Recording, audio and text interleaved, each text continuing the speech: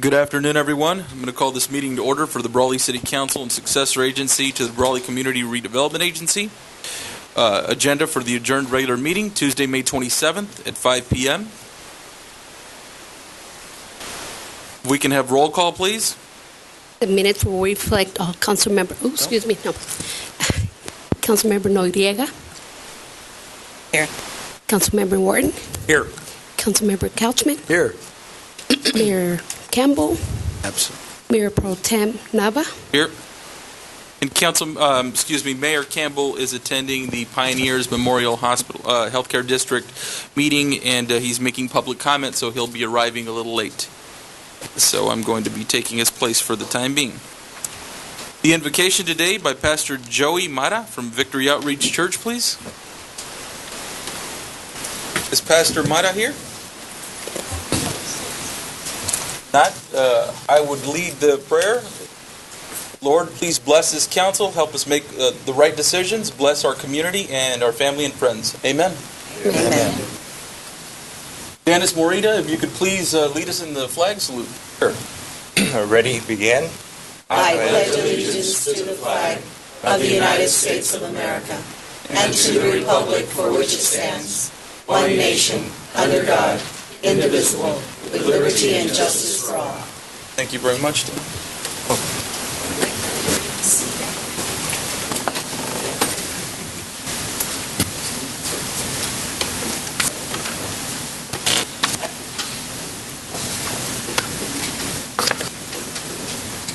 The next item on the agenda is approval of the agenda. Is there a motion to approve? So move. Second. There's a motion to approve and a second. All those in favor? Aye. Aye. Any opposed? Motion carries. Thank you. Next item on the agenda is public appearances and comments not to exceed 4 minutes.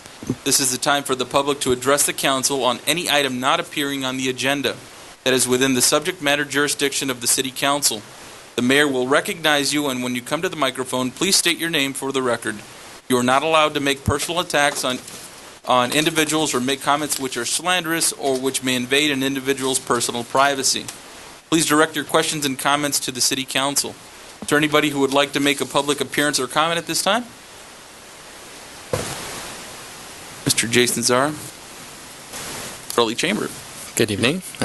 You beat me to my line. Mr. Mayor, Council, and staff, Jason Zara, Brawley Chamber. Surprise, surprise. The first thing I'd like to do is thank the staff one more time for the Brawley Farmers Markets. We've successfully completed our first year. The May event was a little bit sparse on the attendance side, but still a success overall, and we did have a lot of exciting things that we tried there for the first time, and we're looking forward to bringing them back next year. I'd especially like to thank Chuck Ferrasa and the Public Works staff for making the rain in the park possible, the splash zone.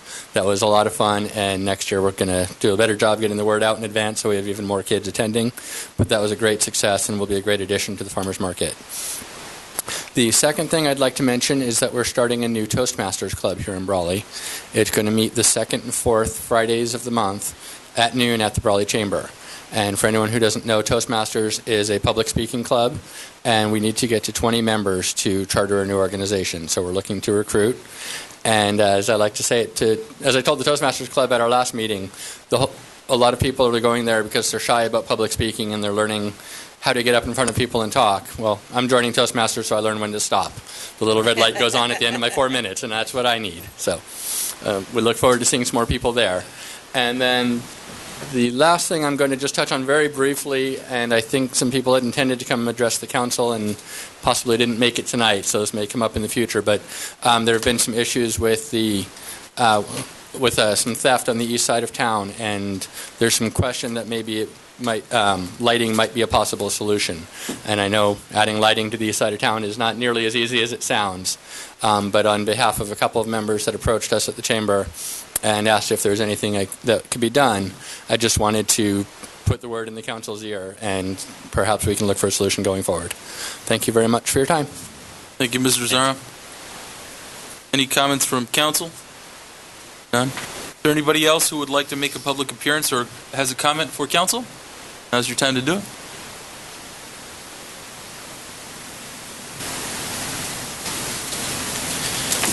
Good evening. My name is Pablo Cortez, and I'm here requesting the use of South Plaza Park for June 21st. It's once again that time of the year for the Battle of the Badges. Last year, we ventured into Plaza Park, and it was a success for the event. In the past, we've always done it at Cattle Call Arena. So this year, we're going to go ahead and try it again at Plaza Park. Submitted all the paperwork.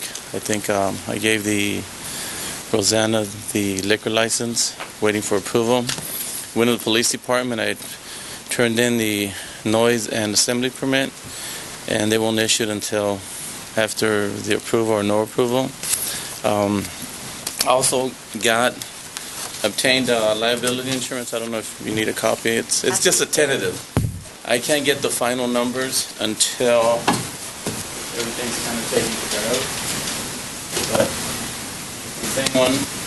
Last year. Pretty much the same one we used last year.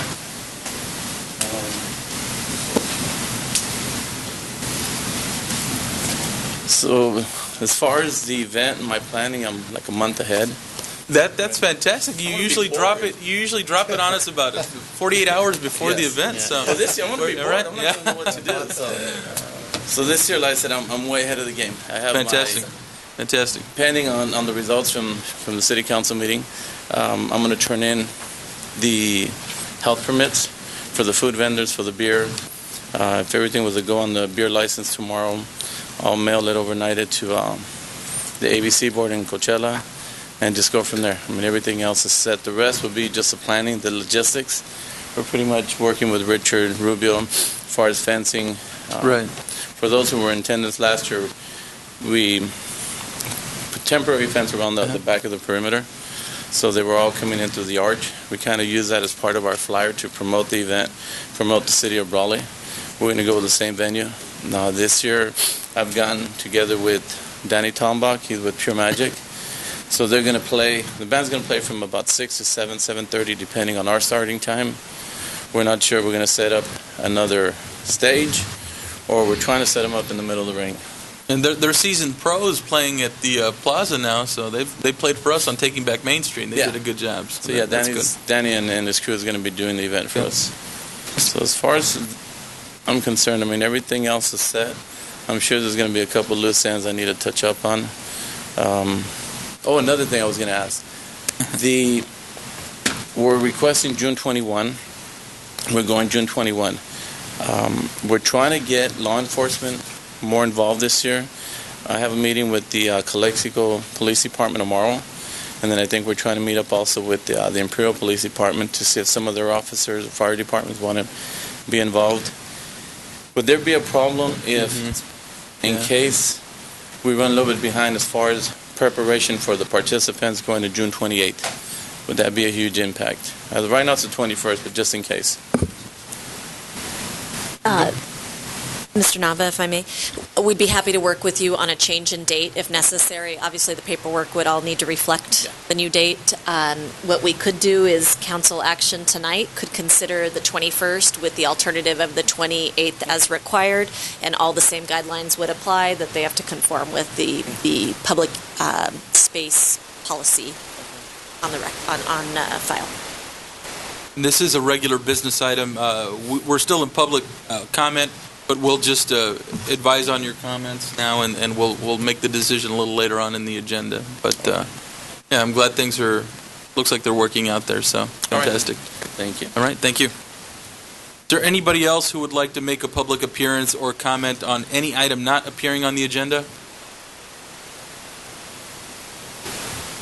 Seeing none, we're going to move on to public appearances. Item 2A, which is a proclamation declaring May 28th, 2014 as Border Patrol Appreciation Day, presented to Acting Chief Patrol Agent Roy Villarreal. And seeing that the mayor is not in, I will fill in for him and read the proclamation. Whereas the U.S. Commissioner General of Immigration assigned a small group of mounted guards to patrol the southern border after the turn of the century in 1900, who were headquartered in El Paso, Texas. And whereas on May 28, 1924, Congress acted to create the U.S. Border Patrol with 450 officers that are headquartered in El Paso and Marfa, Texas. And whereas in 1934, patrol officers attended the first training school at Camp Chigas in El Paso, Texas. I had to be careful how I said that. So, locations of training schools soon spread throughout the country. And whereas the El Centro sector was first established July 1st, 1924, and covered 410 square miles, whereas in 1925, a permanent station headquarters was established located at 4th and Main Streets, El Centro, California, with other stations located in Westmoreland and Nyland. And whereas in 2008, a new El Centro sector headquarters facility adjacent to the El Centro station was established at Cross and Ayton Roads in Imperial, California, with other stations located in Calexico and Indio. Now, therefore, be it resolved that I, and I'm filling in for Mayor Campbell, of the City of Brawley, proclaim May 28th Border Patrol Appreciation Day. So, Mr. Villarreal.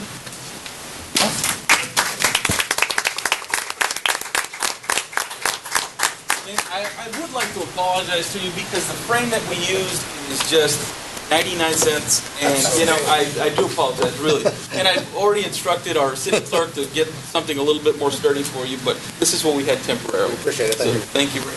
Thank you to the council also. Thank And you. I work for the government, so 99 cents. That's 99 cents. Right. You appreciate it, don't you? The county always Greater put theirs. appreciation. If you'd like to say something, please. Certainly. On behalf of the men and women of the United States Border Patrol, and in particular those here in the Imperial Valley, thank you very much for recognizing the Border Patrol on our 90th anniversary, which is tomorrow. We do our best to live up to the code of honor, and we do our best to protect the fabric of our life on a daily basis. So it means a lot, and I plan on sharing this tomorrow during our celebration ceremony.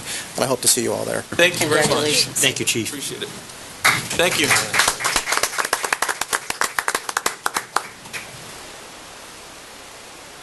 Moving on, the next item on the agenda is a consent agenda, item 3.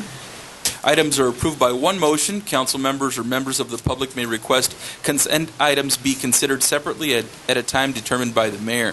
What's up for consideration is approval of accounts payable May 8th, 15th, and May 16th of 2014, and approval of the minutes for April 29th adjourned, and May 6th, 2014. And another item is approval for travel request for Susan Manger, Assistant Library Director, to attend mandatory Zip Books grant meeting in Sacramento, California from June 11th through June 13th with travel expense paid for by the California State Library. Is there a motion to approve the consent agenda? I so move. There is a Second. motion and a second. Call for the vote. All those in favor? Aye. Any opposed? Motion carries. Thank you. The next item on the agenda is public hearing. 4A is hold a public hearing. 4A1 is annual review of the City of Brawley utility user tax. And that will be presented by our Finance Director, Ms. Ruby Walla. Good evening, council members. Ruby Walla, Finance Director. This evening we are asking to hold a public hearing for the annual review of the City of Brawley utility user tax. And this is in accordance with the City of Brawley Municipal Code, which calls for an annual review on or before budget adoption of the utility user tax. And what it is just to update and provide the information on the sources of revenues, how they're assessed, and give an opportunity. There's no increase in fee. There hasn't been an increase of fees stated. As the staff report writes, the purpose of the utility user tax is to raise revenues for the general governmental purposes of the city. All of the proceeds from the utility user tax imposed shall be placed in the city's general fund. The tax levied is on the utility services of telephone, electricity, gas, water, sewer, trash, and cable television. The current tax imposed on these utilities is 4%. The utility user tax was voter approved on November 8, 2011, with an expiration date of May 31, 2018. And currently in our current 13-14 fiscal year budget, we have included $2.1 million in general fund utility user tax revenue, which makes up about 13% of the general fund budget. As we've gone through our budget process, we've made adjustments as well just to do best guess with the closure of National Beef moving into our 14-15 budget. So the fiscal impact overall is current year of $2.1 million, projecting utility user tax revenue next year for $1.7 million. How do you equate the 13%? How do you get to that figure? Of the over general fund revenues, you take the total and then the percentage, you just divide the amount that we've budgeted for utility user tax, anticipated projected utility user tax, divided by the overall general fund revenues. And this year we had a balanced budget proposed and approved, adopted for 13-14, so it's 13% Of that. of that, either way. And is it always 13% or is it It varies based on the overall projected general fund revenues. So it's an average of 13-14%, and it could fluctuate based on our projections. Okay. Thank you. Are there any comments from our city manager?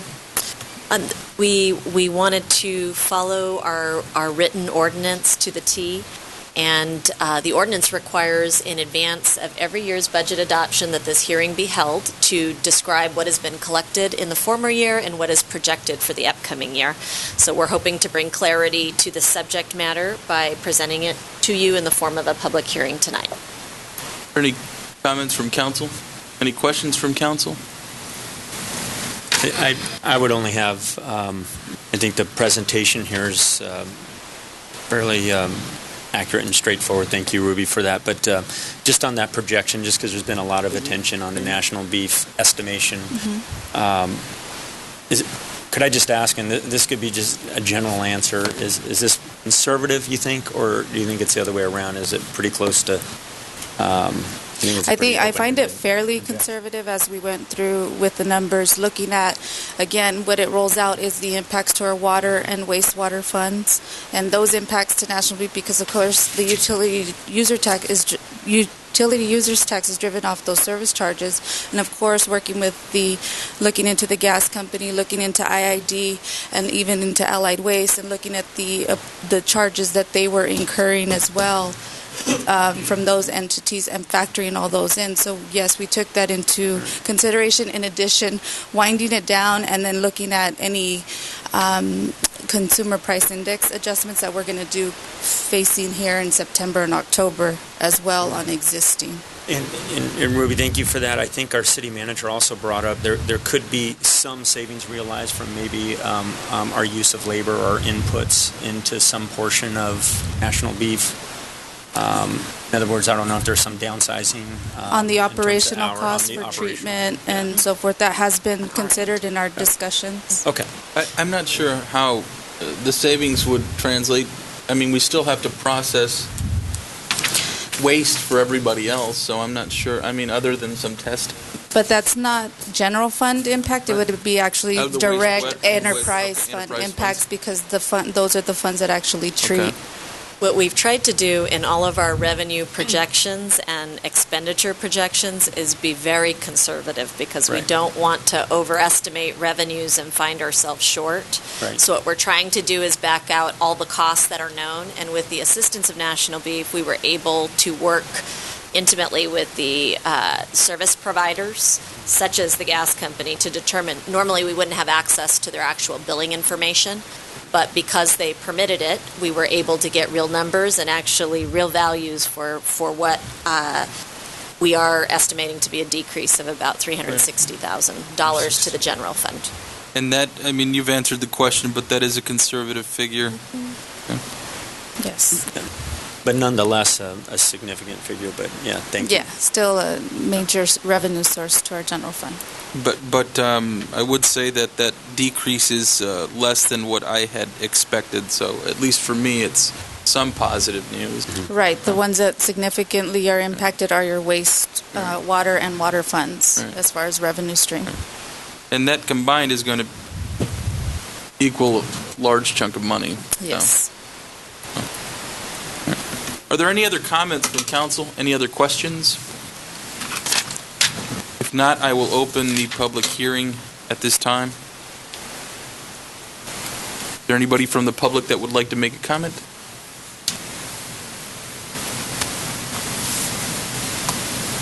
Any other concerns regarding the annual review of the City of Brawley utility user tax? We'll wait a few minutes and then we'll close the public hearing. I have one Please come up. real fast. You hold a public hearing, Lupe Navarro, 671 South 18th Street. City Council, I just have a question. When you say you publicize the meeting, how do you publicize it? Is it put in the newspaper or anything like that, the radio?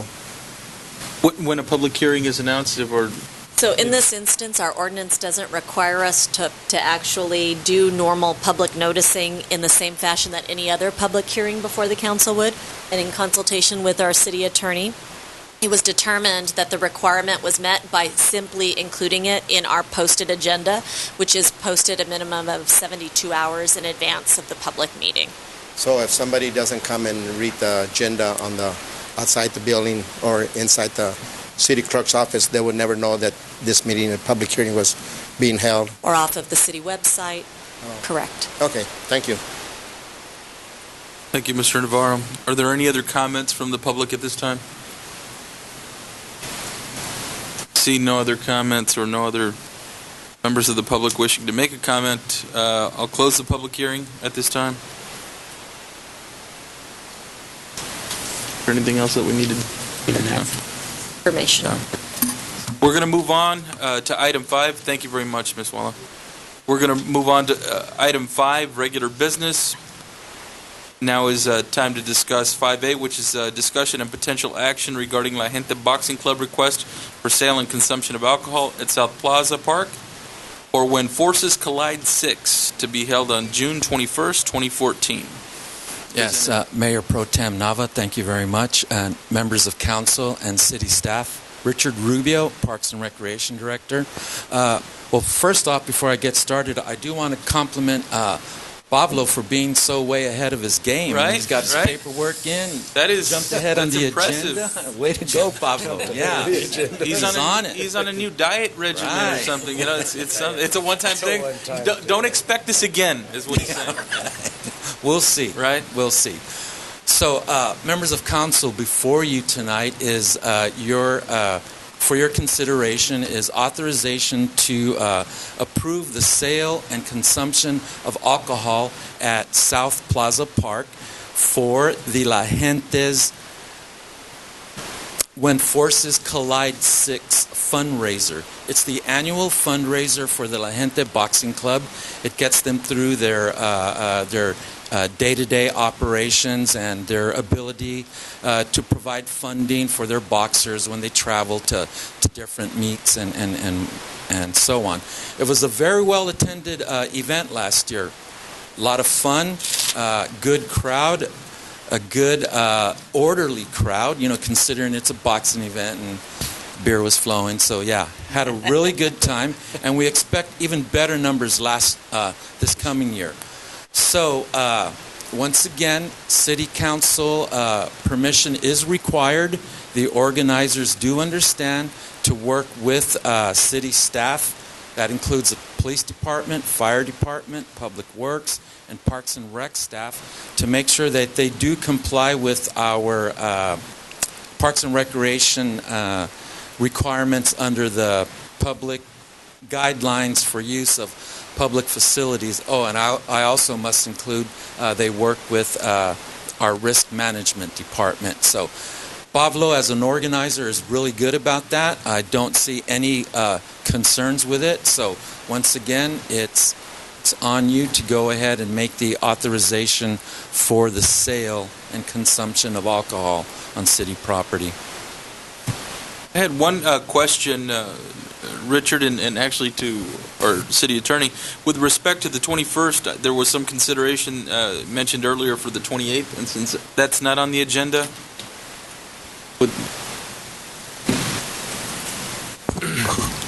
I think you understand my question, right? I understand your question. It seems to me if you want to allow for an adjustment in the date, that the agenda has given sufficient notice for Brown Act purposes of the action. And so I believe that if you wished to make allowances to adjust that date, you could do that. Okay. Are there any questions from council? Any comments from council? I thought the event went very well last year. I was in attendance. I think everybody was very well behaved for a boxing event, and I thought everything went very well. I enjoyed it, and it was very nice. Yes. Is there a motion to approve with the allowance to include the 28th? I'll make that motion. There's a motion, Second. and there's a second. I'll call for the question. All those in favor? Aye. Any opposed? Seeing none, the motion carries. Thank you very Great. much. Thank you very much. Mr. Cortez, good luck. And thank you very much for being on top of it. Thank you.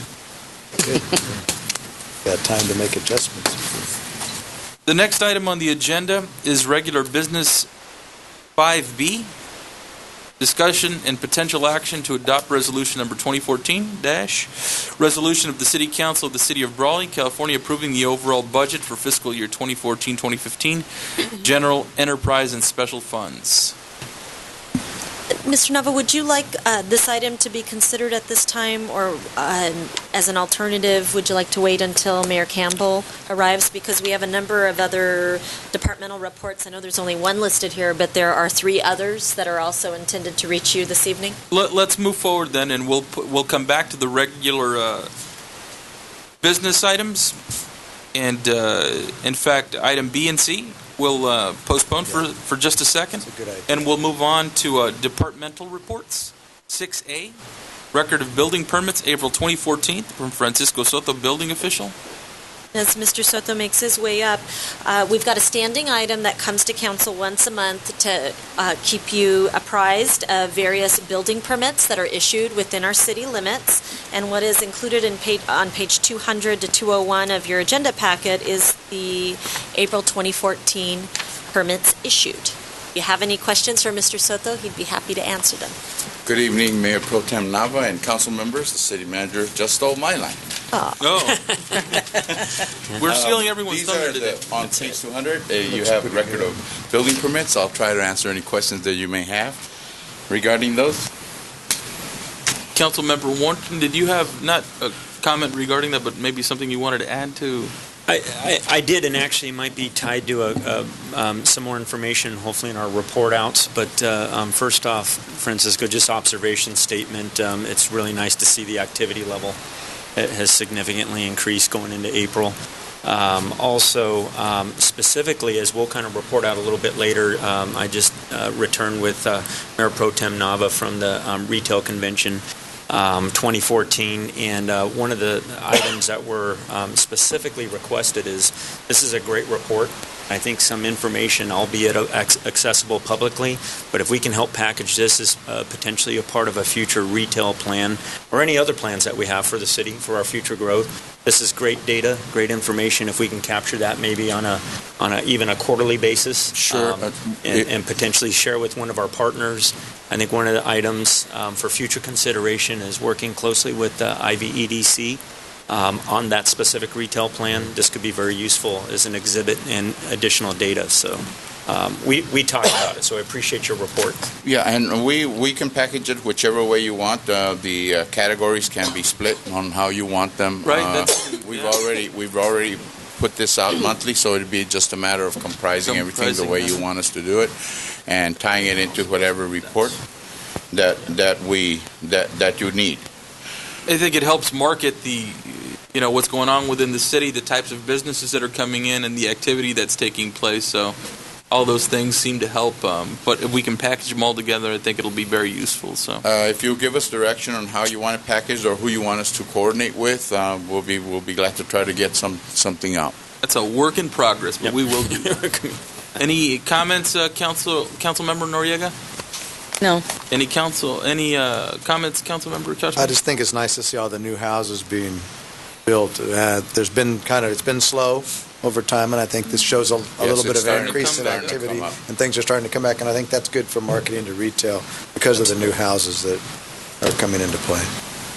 Thank you very much. One more question. Yeah, just what's not reflected on here, is there anything else, I guess, coming down the pike on your report as far as... We have a very large addition to the medical building that you see at 751 Legion Road. That's ready to go. They've been having trouble financing that, but as soon as they get their financing, we can issue a permit. That has progressed so that the shell building is now split into 3 or 4 medical suites that we now are checking the plans on. So I don't think once the financing goes, that building will remain a shell very long. It will be occupied. And that will be added to the west side of the existing medical building across the street from Pioneer Memorial Hospital. In Francisco, the La Valencia project that obviously you've been here. That's in the bonding and item stage. That will go forward as soon as that gets all squared away and settled out. We haven't received any plans for that particular. Florentine is moving along steadily, and we have several contractors that specialize in USDA homes that are very active. I do have one question. Yes. There is not a column here of a projected date of finish. Do we ask that question, or I know sometimes it changes, but do they normally have for the project? Yes, for on each the, project. On the large project, we'll ask for it, but on small projects, the building permit is quite liberal.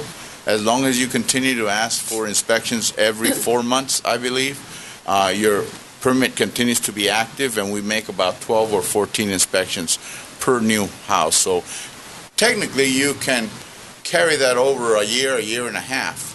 But the people that are contracting and are in a hurry will complete those residences between 90 and 120 days.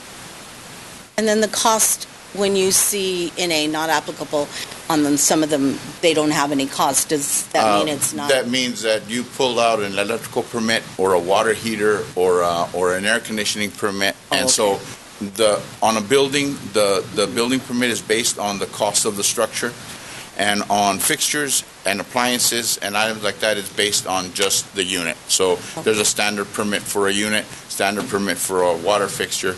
So that's why you see not applicable on some of the costs. One of these days I'll learn all of these little tidbits. Thank you, Frank. You're welcome. Are there any other comments or questions from council or anyone else? No. Thank you, Francisco. Appreciate it. Thank you very much. We'll move on with informational.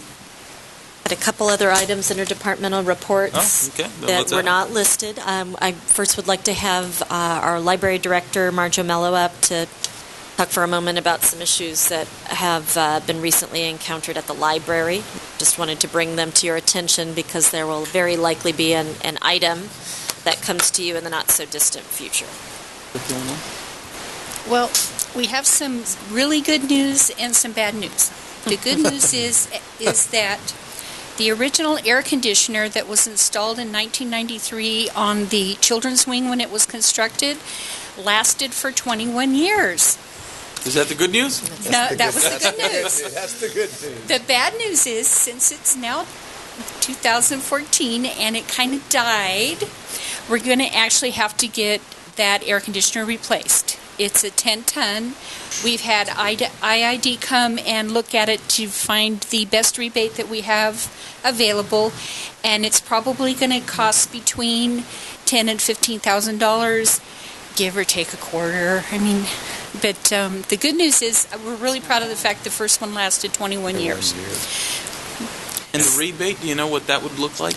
Probably between $750 and $1,000 would be just the normal one listed on the website for non-residential. But the gentleman at IID physically came in and went up on the roof on a hot morning and looked at it, and he says there may be something else for municipalities. He's double-checking. But probably between $750 and $1,000 is the least amount we would be eligible for. Very good. So because the temperature is rising in the children's wing, it's over 80 degrees right now. It was brought to my attention this afternoon that this has occurred. It's likely between now and the next council meeting that we may have an emergency repair that takes place. With emergencies, there'll be an item that comes to you for ratification. But short of holding and waiting until that next council meeting for work to commence, I would suggest that moving forward with emergency repair might be the best strategy to address the issues out there. Library. Okay. So we just provide direction to staff, is that? Just wanted to update you so you're not surprised when you see it. Okay. Thank you. So you're not surprised when you're cooled up and there's them. Yes. We want that cool. Yes. When And you're in the it's- children's wing, there you go. Well, could I bring up, it's also a designated cooling spot, isn't it? Yes. Too, and it's getting warmer Yes, we are. every day. Yes, and having two really big air conditioners and one little one trying to fill in for the 10-ton, over the circulation desk, there's moisture. So it's been kind of fun for the last few days. Not good for books, right? Yeah, no, and it also might stress those other units, and then they go out, and then we've got other issues. Yes. So it's probably better to get it put in. And we're working on it, as they said. So Great. thank you. Thank you. Mr. Nava, we also have Ruby Walla is going to give a quick update on the status of recent sales tax audit-related outcomes. Ruby, Good how are you evening feeling? again. Feeling Wonderful. all right? Getting my exercise. There as you can go. see. Yeah, you're going back and forth. 3 weeks. Yeah. 3 Count weeks. down. Oh, no. Well, I have good news Good. and no bad news to offset Good, it. So Good. tonight I just wanted to bring council an update on our sales tax audit services. We engaged HDL Services effective July 1, 2013 with this current year budget. This is the first time we've brought them in. And again, we went through different conversations with them. In that process, they have sales tax audit services, not included in our quarterly fees that we pay them. And what it is they review with the BOE, they identify businesses that perhaps have additional sales tax revenue and have been generating within the city, however, not being allocated to the city. So what they do is they identify these businesses and they send the city an authorization, a work authorization form. They give us a list of businesses that they've identified, and what they do is get consent from the city saying that they can move forward as far as to work with the businesses just to get information for reporting accuracy and work with the State Board of Equalization. We have initiated 3 work authorizations. One of those work authorizations has just recently been settled and completed, which covered about 6 businesses that they were researching and reviewing. And so tonight, with the results of that, we were informed that they actually was a sales tax recovery of approximately $32,000. Again, HDL has a cost recovery fee on that. Is 15% is their fee. So with the net, they get $4,800, and we will be receiving $27,000 in additional sales tax. Great.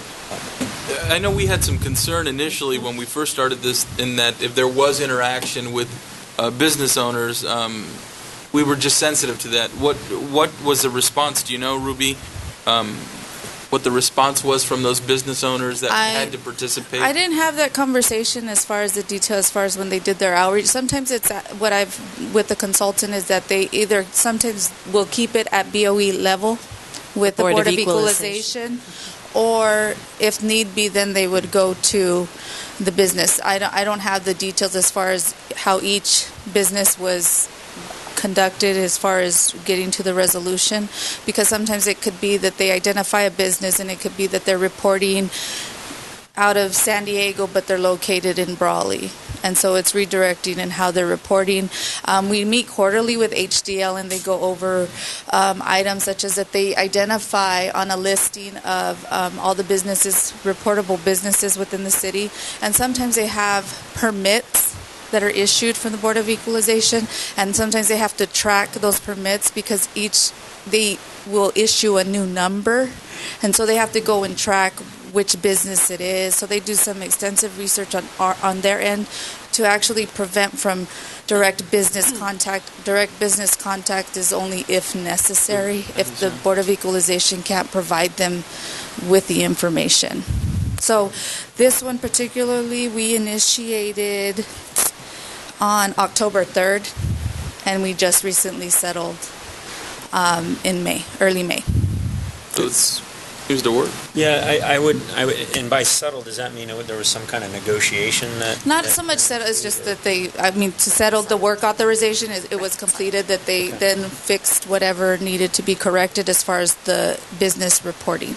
I mean, being that I guess we haven't heard anything or anything's bubbled up, that I guess it worked as advertised, but I would still be interested in knowing what that process exactly was, how we they can were get a description too. contacted. Oftentimes, it's something as simple as the zip code referenced has an error.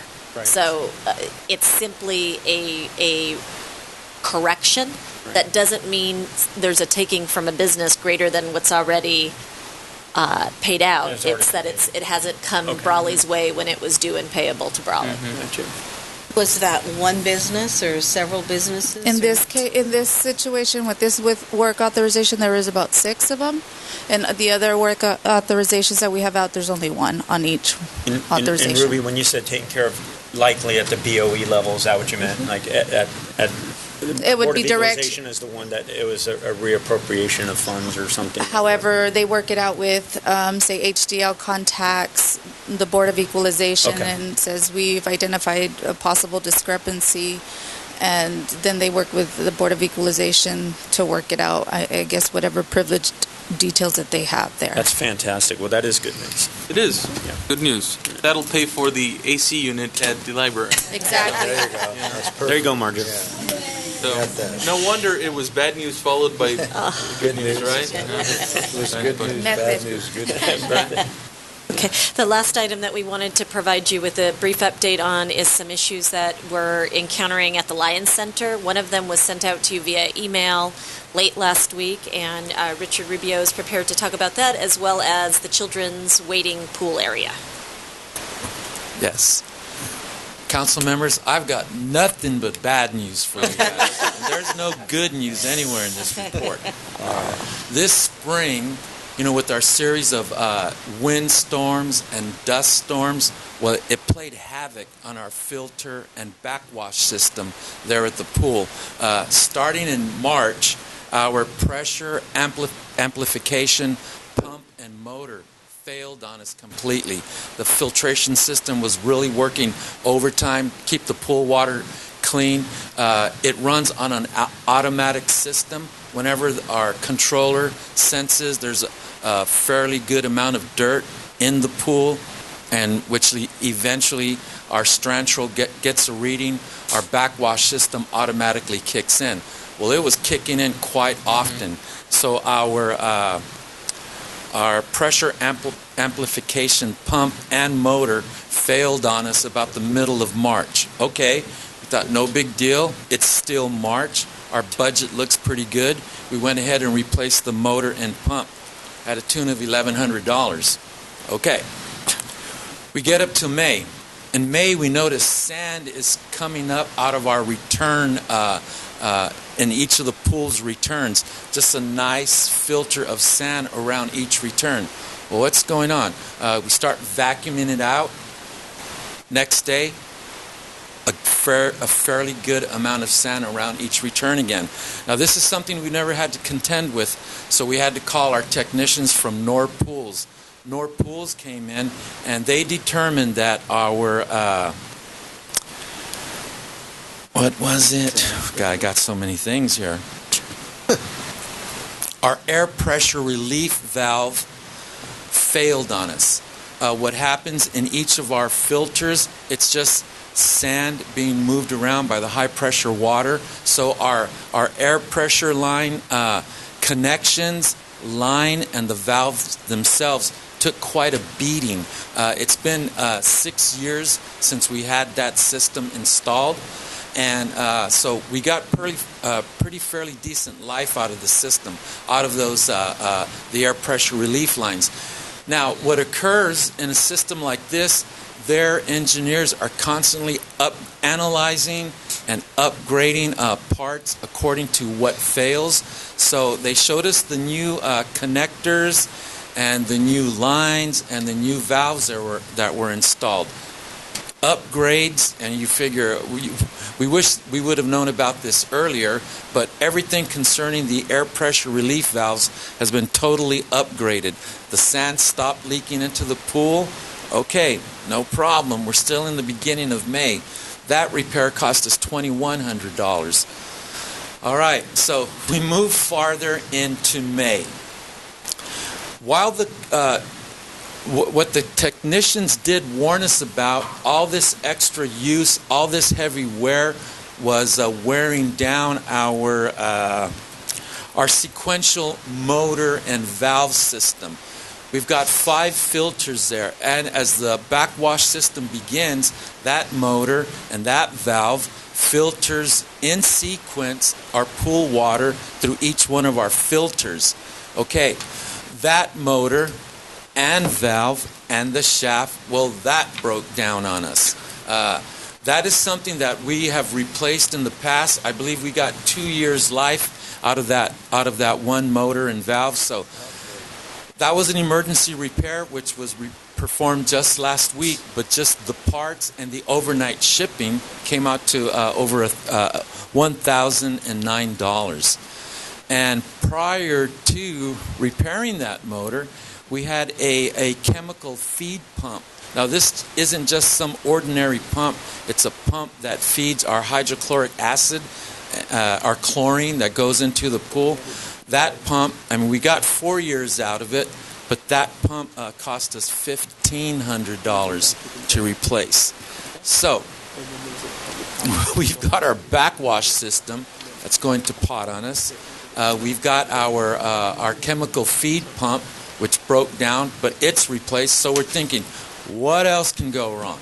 Okay, now we've been monitoring our plaster in the pool, and since we just opened for public swim this past weekend, we determined that we were running somewhat of a risk by using our wading pool. A few years back, when we had to change our return screens for the pool, the pool was left empty for about a week, and we figured that week, being exposed to the heat, being exposed to the elements, once it was filled back with water, we only got about a year's life out of it. That plaster just went out on us. So, along with a couple of major patchwork that needed to get done, we did what we could as staff. We patched a couple of patches on the shallow end, but we had issues on the deep end. Now, that type of work requires scuba gear. Now, I've got a lot of faith in our pool operators, but we weren't equipped and we didn't have the necessary tools. So that patch repair in the big pool and the patch repair in the wading pool cost us $12,020. Now, thankfully, we had items in our budget that we were able to shift here and there. We pulled money from rec leagues. We pulled money from the parks, from the Lions Center. So we were able to come up with the funds to make all the repairs. And I'm thinking, great, we've got everything covered. Repairs were made in time for the opening of public swim this weekend. Well, Thursday afternoon, this gust of wind comes up. It lifts and throws our shade structure that protects all these all the filter system, the pool chemical feed system, everything. That shade provides coverage from the sun because everything back there is PVC. It's good size equipment, but it's all PVC. Mm-hmm. So that shade structure was lifted and completely destroyed. Now, we went ahead and we put a temporary shade up there. We've got it doesn't look too bad. We've got some tarp, strung it across. It's not that attractive, but it's functional. It's protecting everything back there.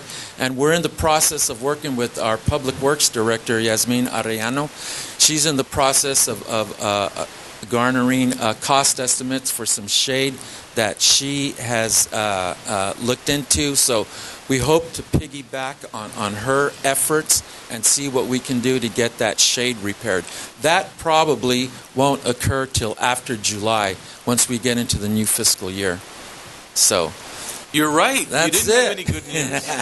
nothing good about the report. It was Ruby, can you come up with some more money, Ruby? But the turnout's good, right, Rich? Yeah. Turnout is good. I mean, we opened, everything was repaired for the weekend's public swim opening, and we had no issues. The kids are loving you far. right about now. Thank you, Rich. We got a month to go, so I'm kind of worried. So we'll see how things go. Mr. Mayor, thank you for joining us. I know you were at a meeting representing the City Council, so I appreciate that. We're on departmental reports, and there was a few added ones. Richard just covered that. We left off on regular business and regular business item B and C. Okay. So, but prior to that, Mr. Mayor, if you could allow, there's, I believe, a couple people in here that wanted to make public comment that weren't afforded the time to do so. If they could please do that now, and then if you can take over the meeting, sir. Hi, thank you so much. Good evening, members of the council, mayor, and staff. I just wanted to take an opportunity to come and thank the city staff and the council for allowing us to continue providing you with the service of the public meetings and recording them. I know we've had a lot of good feedbacks in that regards, and not too long ago, we also had an opportunity to attend your farmer market, which was actually a very good event. I actually enjoyed it very well, especially the food. And also, we met not too long ago with the city manager, and we came up with some ideas as far as, the direction of maybe that the city would like to go in, and we went ahead and provided some ideas as far as the direction goes and how to market the city of Brawley, promote the city, not only on a social media aspect, but also for video and the website. As you know, your website is your tool, is your business card. So we've also provided the city manager with that information. So we just would like to continue that relationship, and if there's any questions that you guys might have in that regard, I know the part of the social media is one of the aspects that you guys want to focus on, and that's one of our strengths. So that information the city manager has. So I just wanted to thank you guys again for allowing us to continue that partnership, and we just hope to continue throughout the years and providing the services to the city of Brawley. Thank you. Thank you. Thank you. Thank you very much. Mr. Mayor, we're now on regular business item B. No one else from the public needs to come up?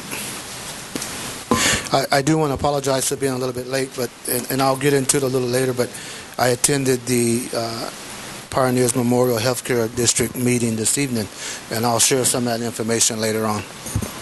Okay, we're at regular business? Right here, brother. Okay. Discussion and potential action to adopt resolution number 2014, resolution of the City Council of the City of Brawley, California, approving the overall budget for fiscal year 2014-15, general enterprise and special funds. Mayor Campbell, I do have a short PowerPoint presentation for you this evening. If you turn to page 56 in your agenda package, many of the comments that will be presented this evening are with reference to beginning balance, projected revenues, expenditures, and capital projects that are here on the horizon, along with carryover balance for the end of this next coming fiscal year. With that, if I may just step down for a moment. Sure.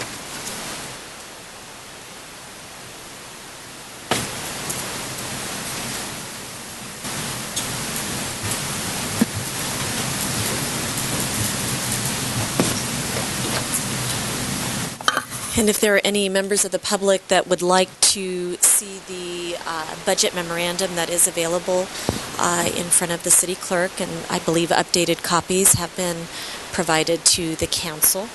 There was one minor typo, and we simply corrected that fiscal year reference. I'll just see if I can see this far away.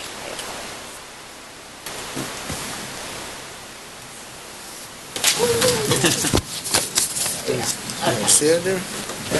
Okay. There you go. Thanks. Okay. So tonight's meeting is a culmination of a number of workshops that have been held before the council and the public. The intent this evening is to highlight major changes, help you see from a department level the load that's being carried in a couple of key areas, and then provide best estimates for revenues and expenditures and give you a chance to ask some final questions and comments. The total recommended budget before you this evening is a $55 million budget, and what I've done is capture a number of key entries by the color of money, and so you'll see for the general fund we've got approximately $17 million. We have approximately $6 million in streets, $9 million in water, $8 million in wastewater, and a number of other funds that I'll go into some detail with you here shortly. Our strategic planning meeting and subsequent meetings focused very much on a number of givens. Those givens were defined as the areas of public safety and the area of parks and recreation. What we did in this proposed budget is attempt to maintain the highest levels of service within our financial means.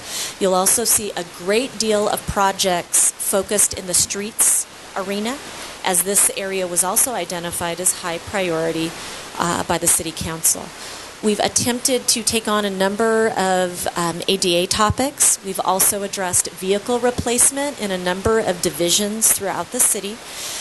The salary assumptions do take into account current memoranda of understanding, and also our Joint Powers Insurance Authority obligations.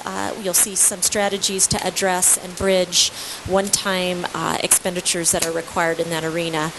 And I'll also share that all of our assumptions are within the realm of the General Fund Reserve Preservation Policy.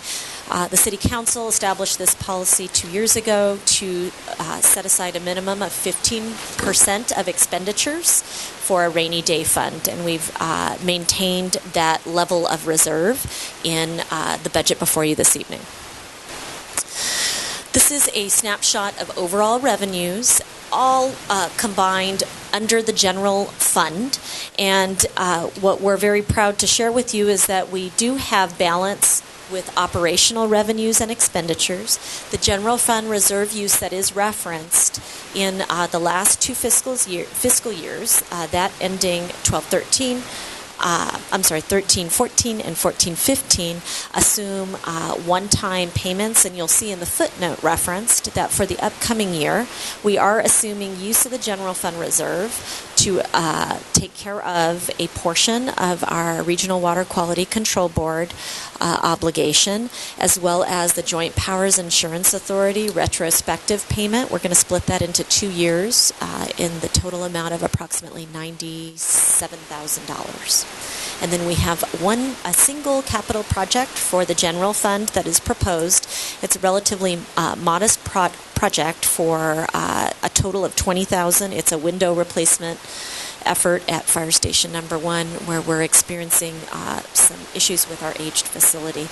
We are reducing our reliance on the general fund and using fire impact fees for approximately $6,000 of the $20,000 total project cost. This is a snapshot of our overall staffing, and what it intends to share with the council is that our numbers aren't necessarily growing in terms of staffing, but we are able to maintain, I think, some considerable service levels with the number of individuals that we do have on staff. And while in earlier years we were able to retain more personnel, I think you'll see with the distribution of projects that we're doing a significant job at delivering a number of key activities and key special efforts in the upcoming fiscal year. And what I'm going to do now is just highlight a number of these key projects by department. In Parks and Recreation, we are restoring 2 permanent maintenance worker positions. You may recall last year we had 4 full-time maintenance worker positions that we were bridging some difficult financial times. And while we still have those challenges, we recognize that there is definite need to to take advantage of the talent that we do have available to us and grow the number of hands that are permanently affixed to the Parks and Rec Department.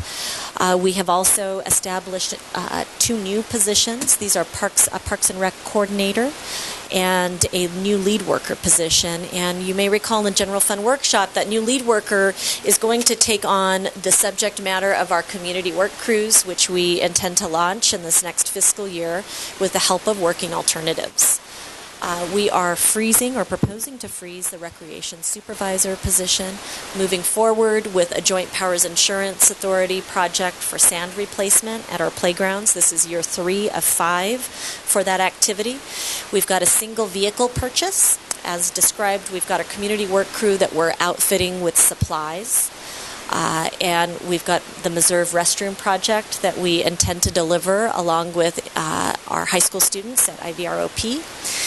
Our staff will be working on cost recovery efforts with our institutional pool users, and we've initiated some of those discussions already. And then 2 parking lot projects will be delivered at Parks and Rec facilities. These are the volunteer park improvement that's funded by the Air Pollution Control District and the senior center parking lot that we intend to deliver in this upcoming fiscal year. And while those 2 specific projects will have heavy involvement from Public Works, I list them under Parks and Rec because they are investment in our Parks and Rec facilities.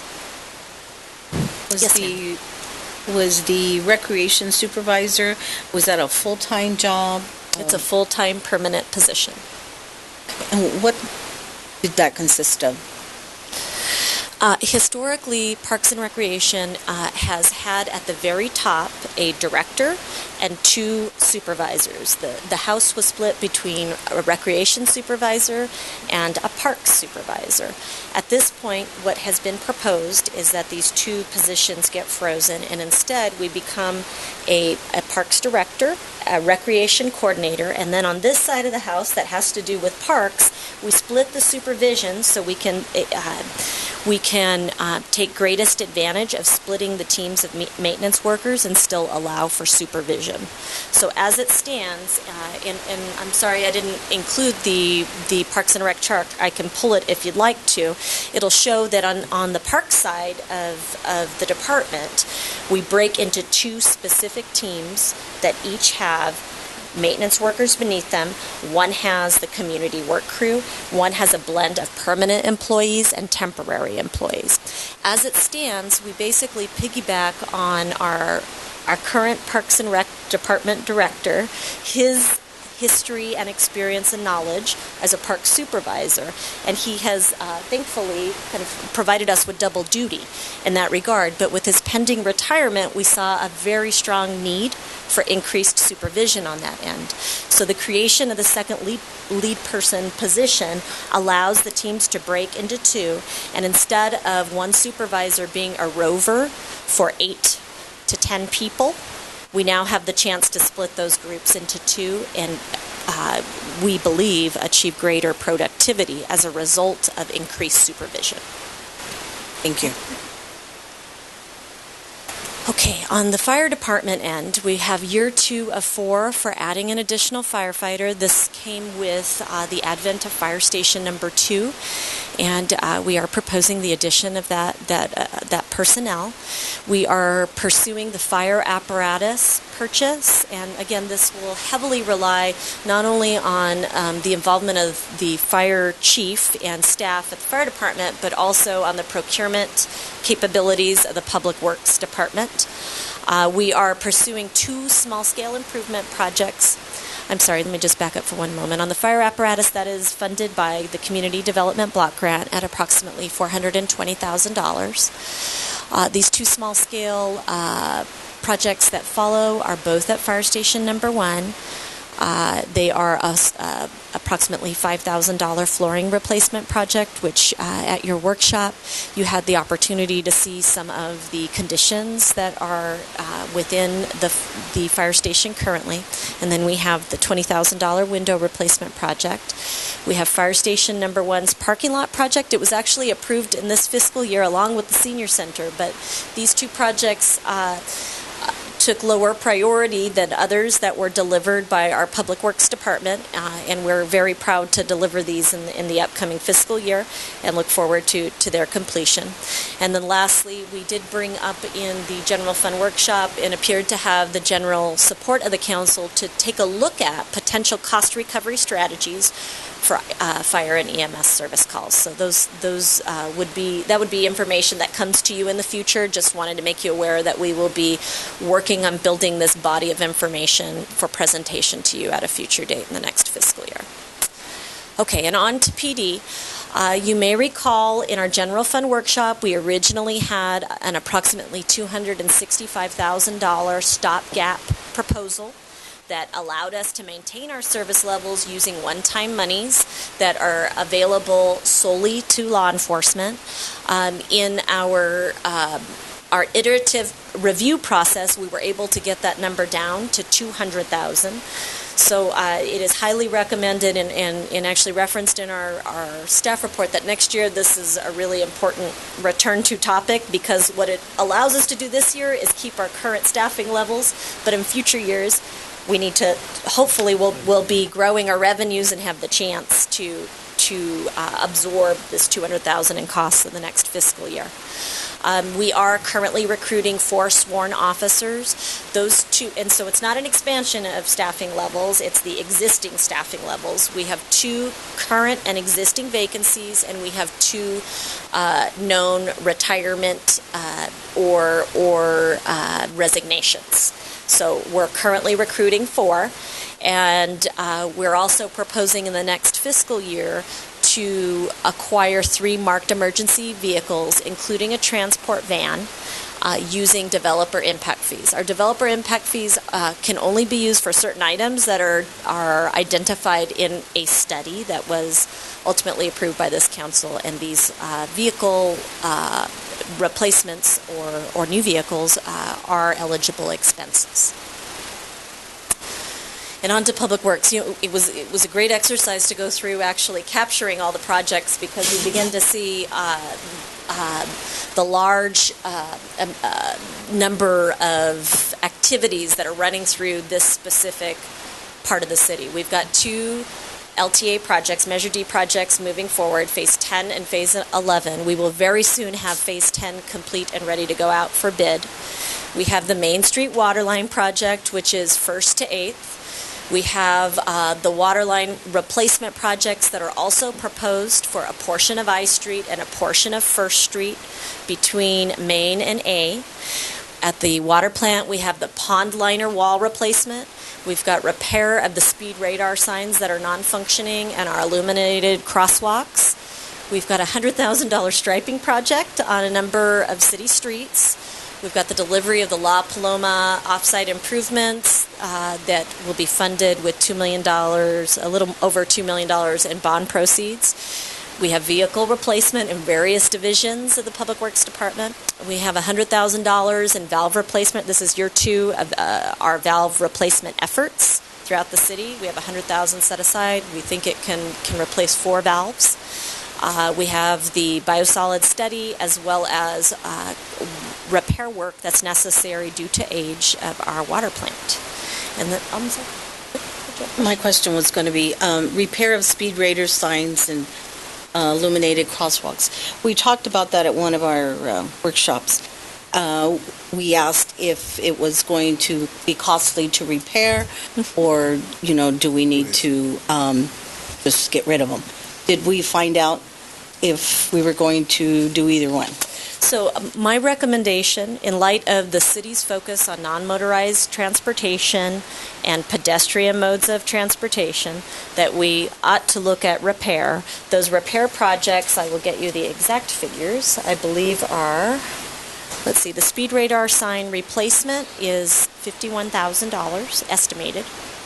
and the illuminated crosswalks are estimated at $42,000 to repair.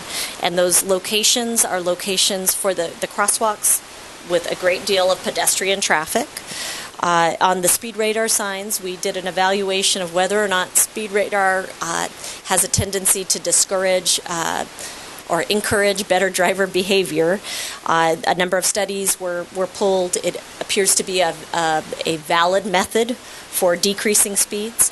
So the question would be, if the council doesn't want to see speed radar signs, the alternative is to dismantle all of the equipment and simply remove it, because as they stand, they are non-functioning pieces of equipment. The original company that installed them is no longer in business, so either the alternatives are either repair and replace certain parts to make them function, or B, remove them entirely. So we are proposing to actually repair them and put them back in operation. In one of the conferences that I went, also talked to some people that do those types of signs and stuff, and a lot of this is outdated and they no longer make them because they were costly to the cities and they have other things that are less costly. So I'm just wondering if we could check into that also. We'd be happy to. Thank you. And then I'll go on to the next slide. More projects in Public Works. We've got the acquisition of a number of large pieces of equipment. These include a water truck, a gooseneck trailer, a dump truck, CNG sweeper. We'll be providing the local match with LTA funds and doing that swap once again with our street sweeper provider. And then we've also got a backhoe. We've got a diesel particulate filter for an existing dump truck. You'll see a project that was actually in the queue for this fiscal year, the maintenance shop shade. And Richard referenced in his presentation to you today the intent to piggyback. It is on this very project for shade at the Public Works yard. We have a sewer line replacement project on Adler. And we also have a portion between 7th and 8th and Magnolia and A. We've got the completion of our large-scale $4 million FAA project at the airport. We have increasing rigorous standards that we're confronting with the regional board as it pertains to stormwater management, so continued development in that area, along with a number of key replacements that are necessary at our wastewater treatment plant. So those UV bulbs, I believe Mr. Nava asked some questions about, as well as the UV analyzer. And then lastly, we have the manhole rehabilitation project. And as you may recall, we received over $1 million in support to move forward with this rehabilitation project with the help of the Community Development Block Grant Program and $200,000 program from the City of Brawley. And so Public Works, this concludes the portion that does pertain to Public Works. Obviously a very ambitious agenda on that front to push through all these projects in concept to actual implementation. And then lastly, just wanted to quickly touch on a number of key initiatives in the following areas. Finance, we will be assuming a TOT audit, that's of our motel operators. We have proposed elimination of a temporary full-time accounting clerk position. And I'm actually proud to and happy to share with you, we did appoint to a vacated position in the finance department just Friday.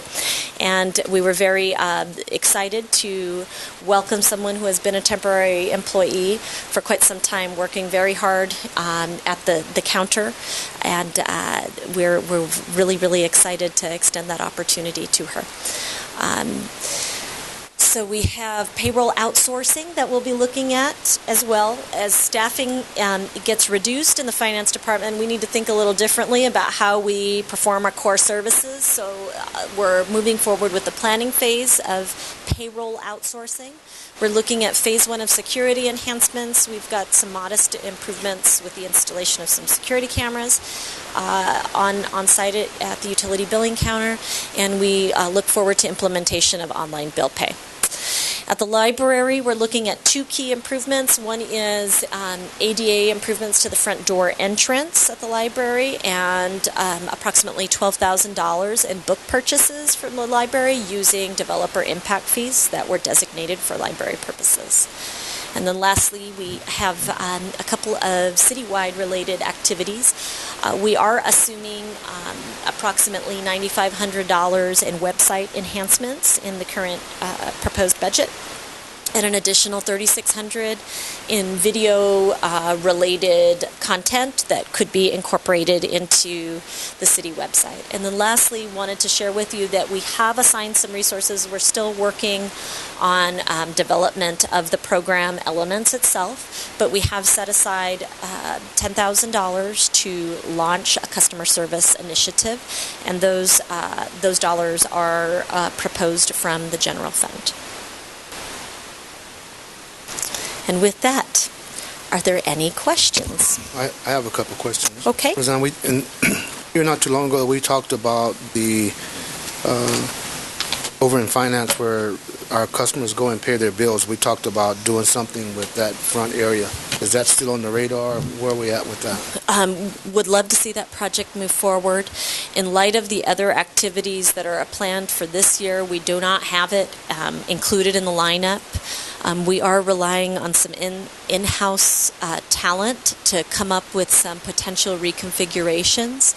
We do believe that there may be some funds to tap other than general fund that might be available for reorienting that space, because as it stands, it can only accommodate about 3 customers at any one time. It's really crowded. Can we, without a real great cost, can we get some kind of an estimate of what it would cost to do that, so we can, maybe this council would like to make a decision on maybe moving some funds around to get that done? We'd be happy to continue to work on it from the planning end and bring to you information about the costs associated at a future date. Okay. And then the other question I had is, unless I missed it, the outsourcing payroll. Is it possible to get a little more information on that? The cost-benefit analysis of. Yes. I mean, if we're going to save some money and then. The outsourcing is, as it stands, we have a very manually intensive process. What it's looking at, and it is planning, so it doesn't mean it's happening, but it's kind of getting the city looking in a direction of how to use certain vendors for particular work that is it would take less of our staff time to produce paychecks on it. It does not, by definition, assume that lesser employees than today, but it does move us in that direction. As there's attrition, as there's change, we have a chance to take advantage of greater efficiencies and reassign our existing personnel, which we've lost 2 full-time spots in the last 2 fiscal years to change. So we really do need to think differently about how we perform our core services, and it'll come back to you, absolutely.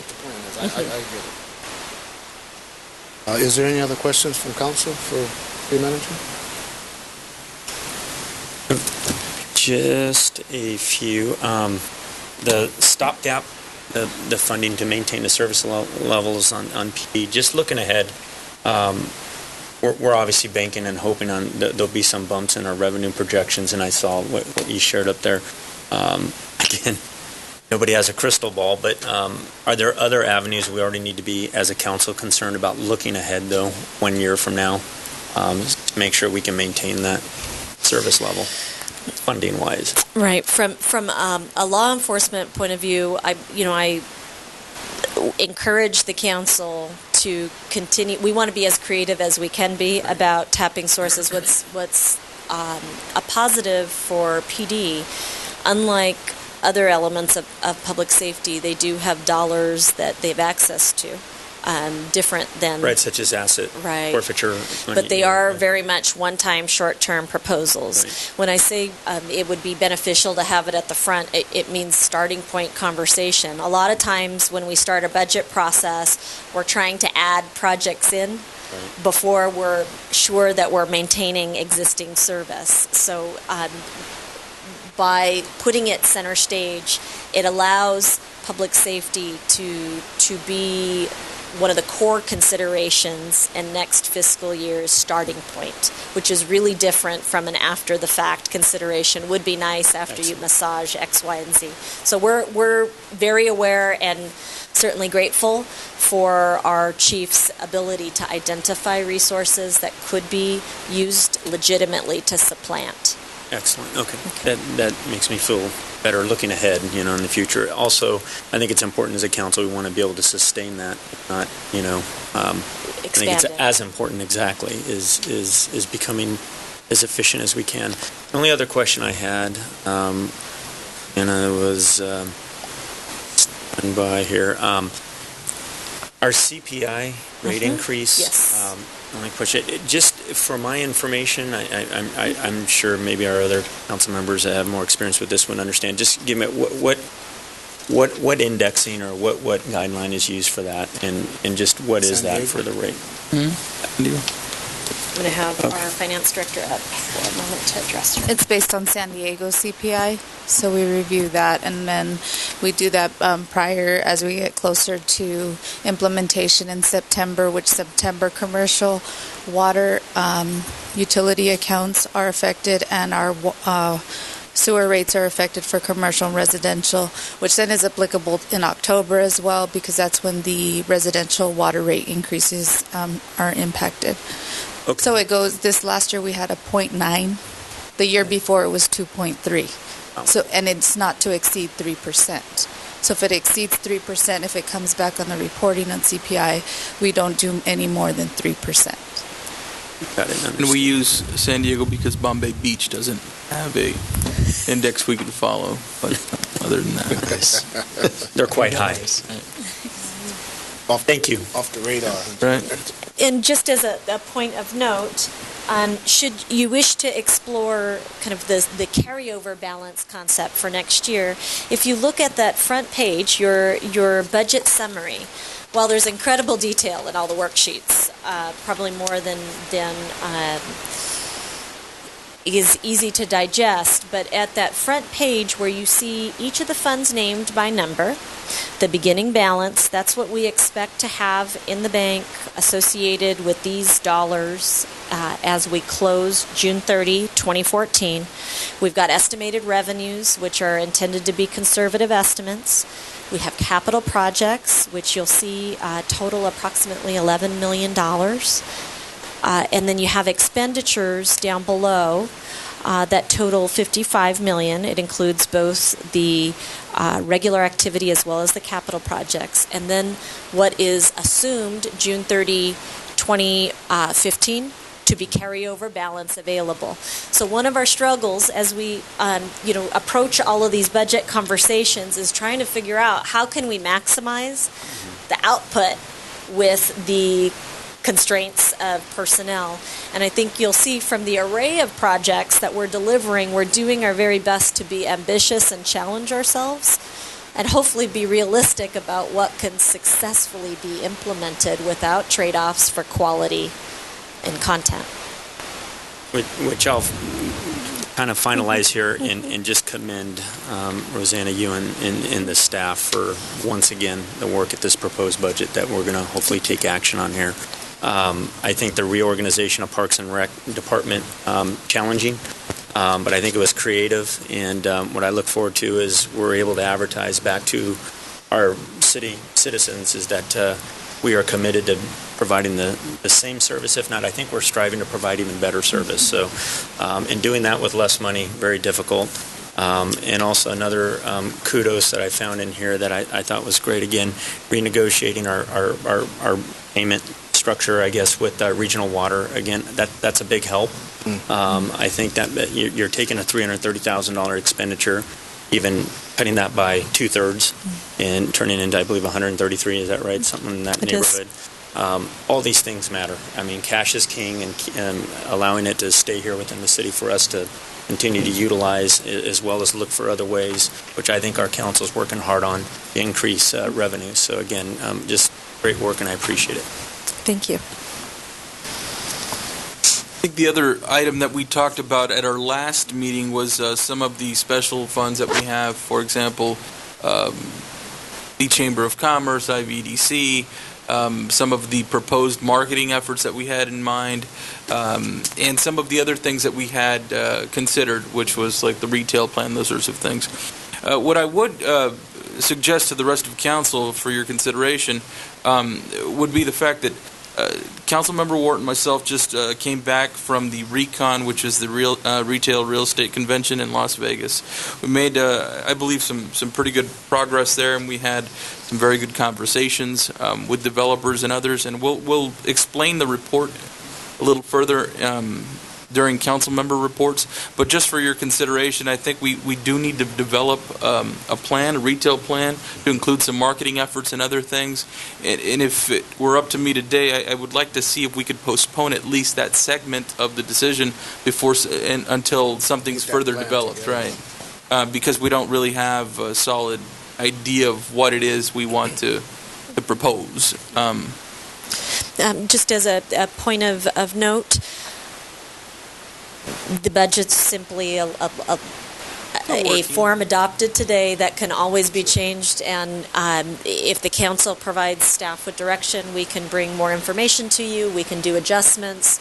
We try to be very clear and procedural in the final numbers, but those numbers change throughout the year as you know from the adjustments that come before you. So there are certainly, when you look at, for instance, the general fund balance, which at the close of this year is estimated to be just under $3.8 million, and you compare that to the set aside for your reserve, you actually have ample funds for a specific deliverable or two, should you wish to define product that you want developed for the city of Brawley.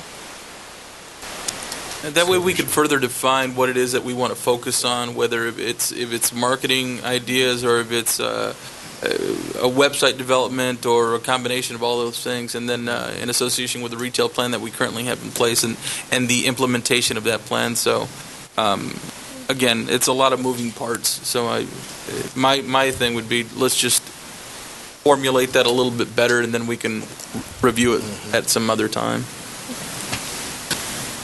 For that. Sam? The only thing I worry about in waiting is that some of these agencies are somewhat dependent upon that revenue. Right. So if we could go forward with some revenue at least to them, or at least have a potential for month-to-month revenue, I think if I understand correctly, what you're asking is to delay those decisions. And I'm concerned there because I think that all of them, I think, are in need of that revenue as we move along here. And so my concern would be some way to continue to fund them while we're making these decisions for additional funding. And it sounds like we have additional revenue available if we needed to in order to cover that along with that. I wouldn't propose an extended period of time, just a couple of weeks to further develop things.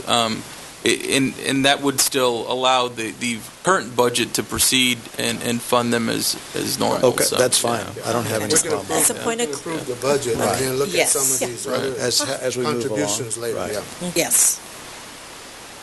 And so what you have before you this evening is a resolution to adopt the overall budget.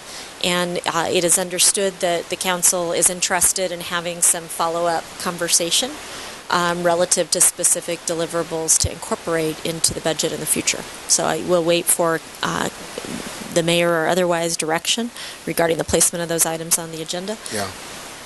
And what we can do is go ahead on and approve the 2014-15 budget and come back after we get more information on some of the contributions that we do with some of the other organizations. Then we can do.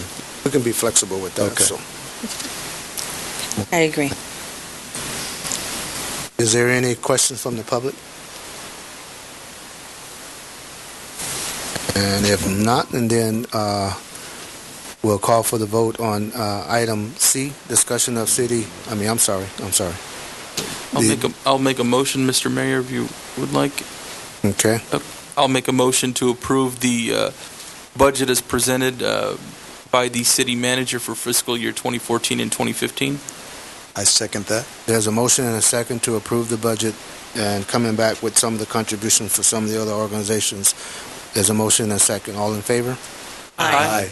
All opposed? Any opposed? Motion carries 5-0. Discussion of city ordinance. City ordinance regulating displays. Discussion of city ordinance regulating display, sale, discharge, and use of safe and sane fireworks within the city of Brawley. Mr. Mayor, this item was added at your request. Yes. It is simply a discussion item, as ordinances require public noticing and public hearings, but it does provide a venue for council to discuss and review concerns or areas that you'd like to see further evaluated. Basically, from some of the concerns and calls from some of the organizations throughout the city and as council members, I wanted to have a little more of an input on is there a way to look at this ordinance to adjust what we do for what we call nonprofits? I understand that there's nonprofit that are tied to businesses. That's a little bit different than, and I'll just say it, from a school district or somebody that we know is public. Is there something we can do, Chuck, to look at that? Is that the Mr. Mayor, fellow council members, Chuck Barraza, Fire Chief, there definitely is something we can take a look back at the ordinance. That is something that we partake this year. There was certain language in there that just didn't pertain to the city's needs, and the ordinance just needed some cleanup.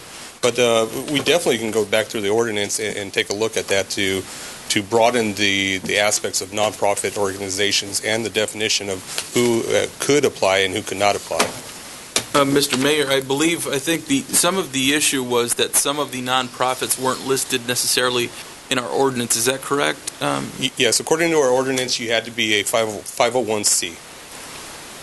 So that was our definition as a nonprofit organization. If we could expand the type of nonprofit, would that be something we could do? Clarify. Right. Yeah. Sure. And the reason we bring it up is because organizations such as the BUHS Athletics Club, I believe they are a nonprofit. It just doesn't fall under the 501c3. Is that correct? That's correct. They fall underneath the Internal Revenue Code 170, I believe, is what it is. Yes. So. But it is a nonprofit, right?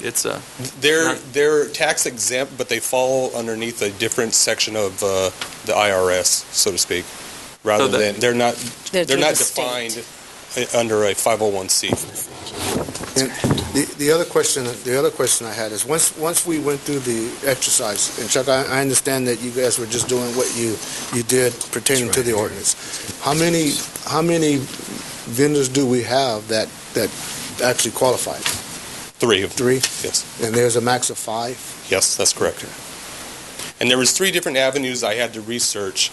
One avenue was the California State of Secretary, and simply what they state is if you're in active status within the Secretary of State. The other one was the California Franchise Tax Board, which has an entity ID number, which is completely different from an employee identification number to the IRS. So I had to research through the California Tax Board. I'm sorry. And that gave you a check off whether they're in good standing and if they qualify to be tax exempt.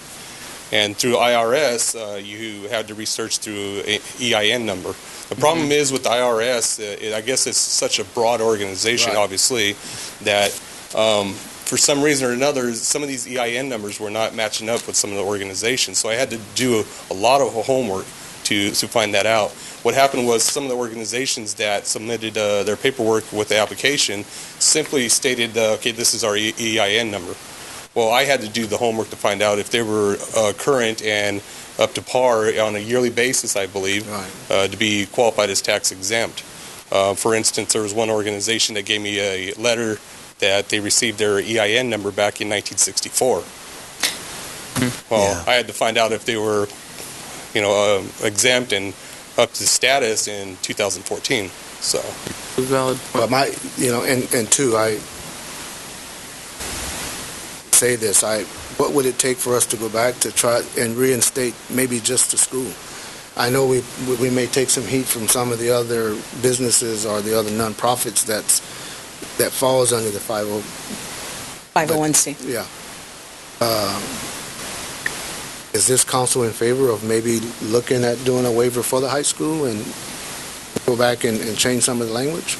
Because they don't follow under the 501c, and their money comes through the state, so that's how they qualify to do fundraisers. I would consider it.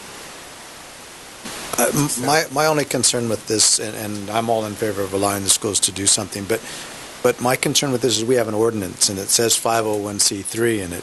And so my concern is, as we make a waiver for the schools, does that mean that we have to, that theoretically we might have to go back and open it up to anybody else that falls within that status? In other words, you have Brawley Union High School, you would have Brawley Elementary School, you might have other non-profit, as we might call, entities within the city that would be able to now say it wasn't fair to them because it said 501c3. We read that. We didn't apply. And so now then you're allowing somebody that wasn't a 501c3. And that's my only concern, is that I don't mind changing the ordinance for them.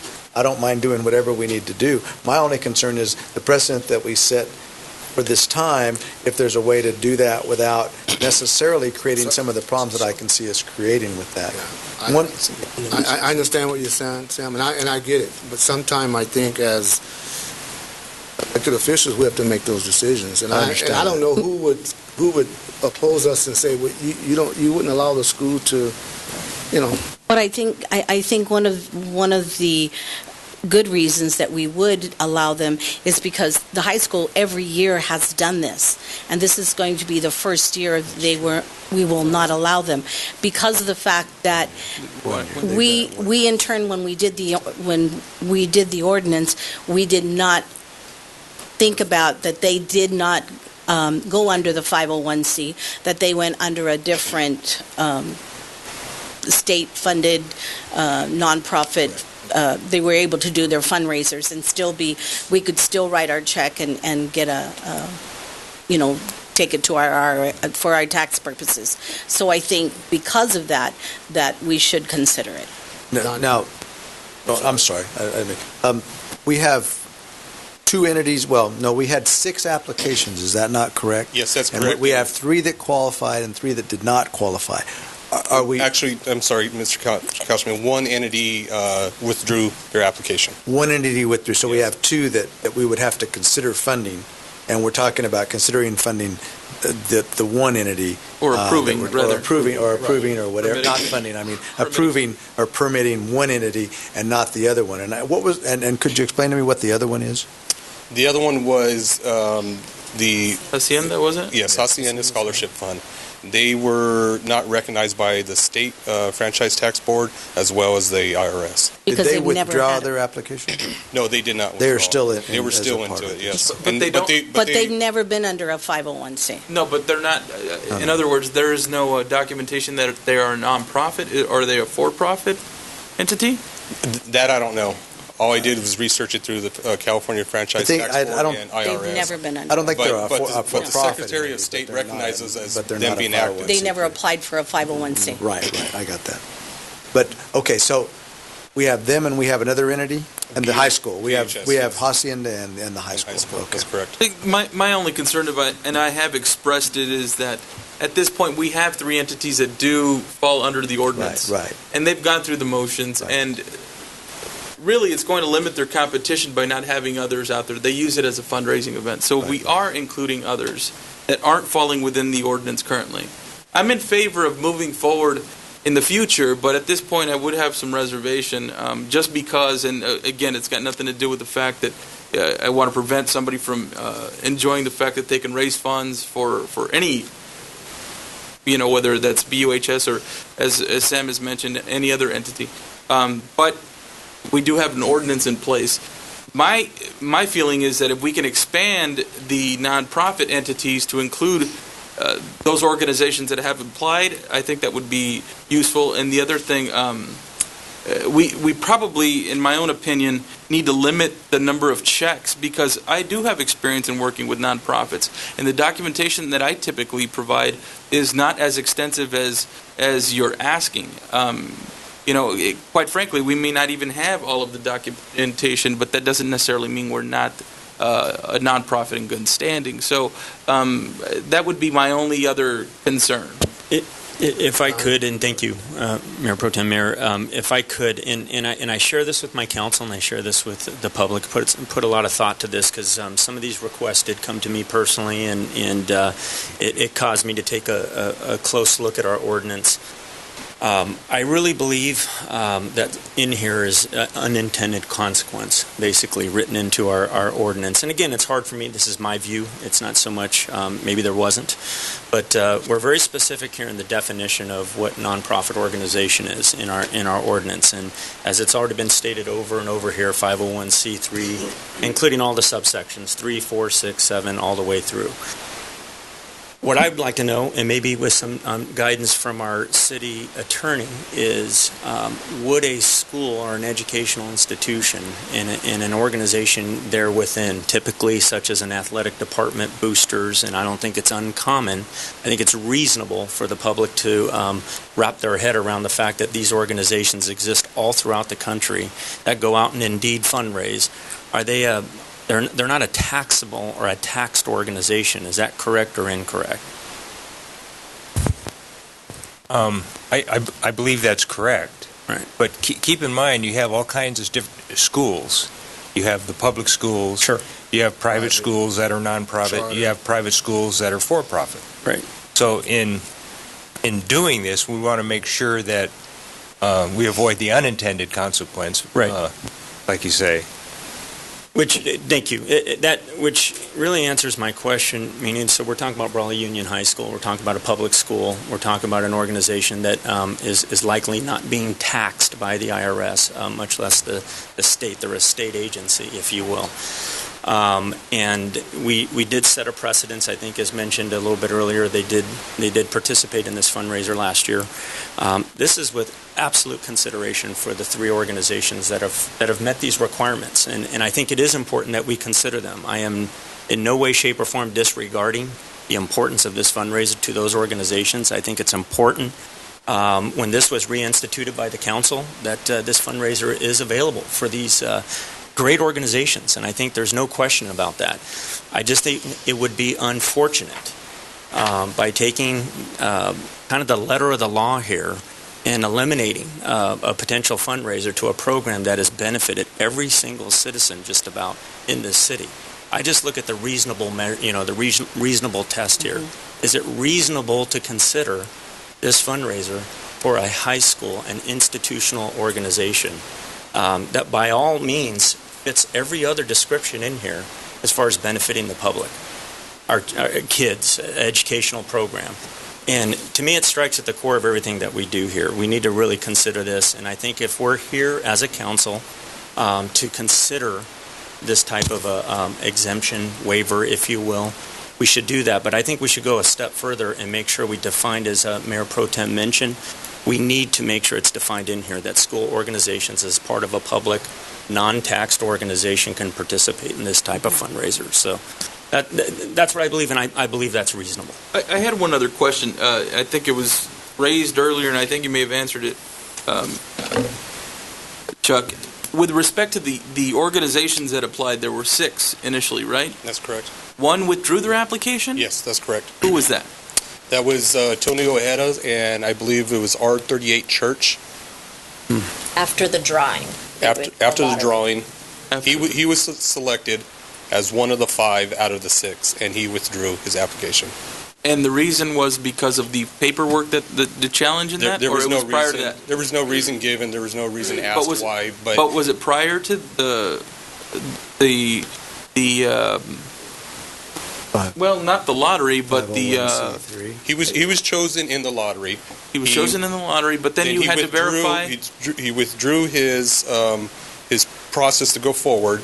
And that was prior to everybody submitting in their status update. Their status. Okay, that was prior to that. Yes. And offer to combine with the applicant that had been the lot not chosen. I believe that's one of the individuals that has contacted me, though, and so I'm concerned a little bit that he has some reservations about all of that. But he has contacted me regarding this issue and was going to be here tonight, I think, but he has not appeared.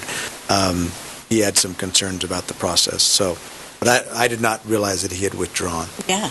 Yeah, he withdrew his application through the R38 Church, and then he took over or co-joined with Hacienda Scholarship Fund. Yeah, he called me too, and basically voiced his support for Hacienda. Right, and I think, and I would just make it clear that Hacienda also did the service last year too. They also did the fundraiser last year also. So if we granted the 4, Yes. I mean, or the 5, we still would be within the scope of the number that we would allow, right? We would.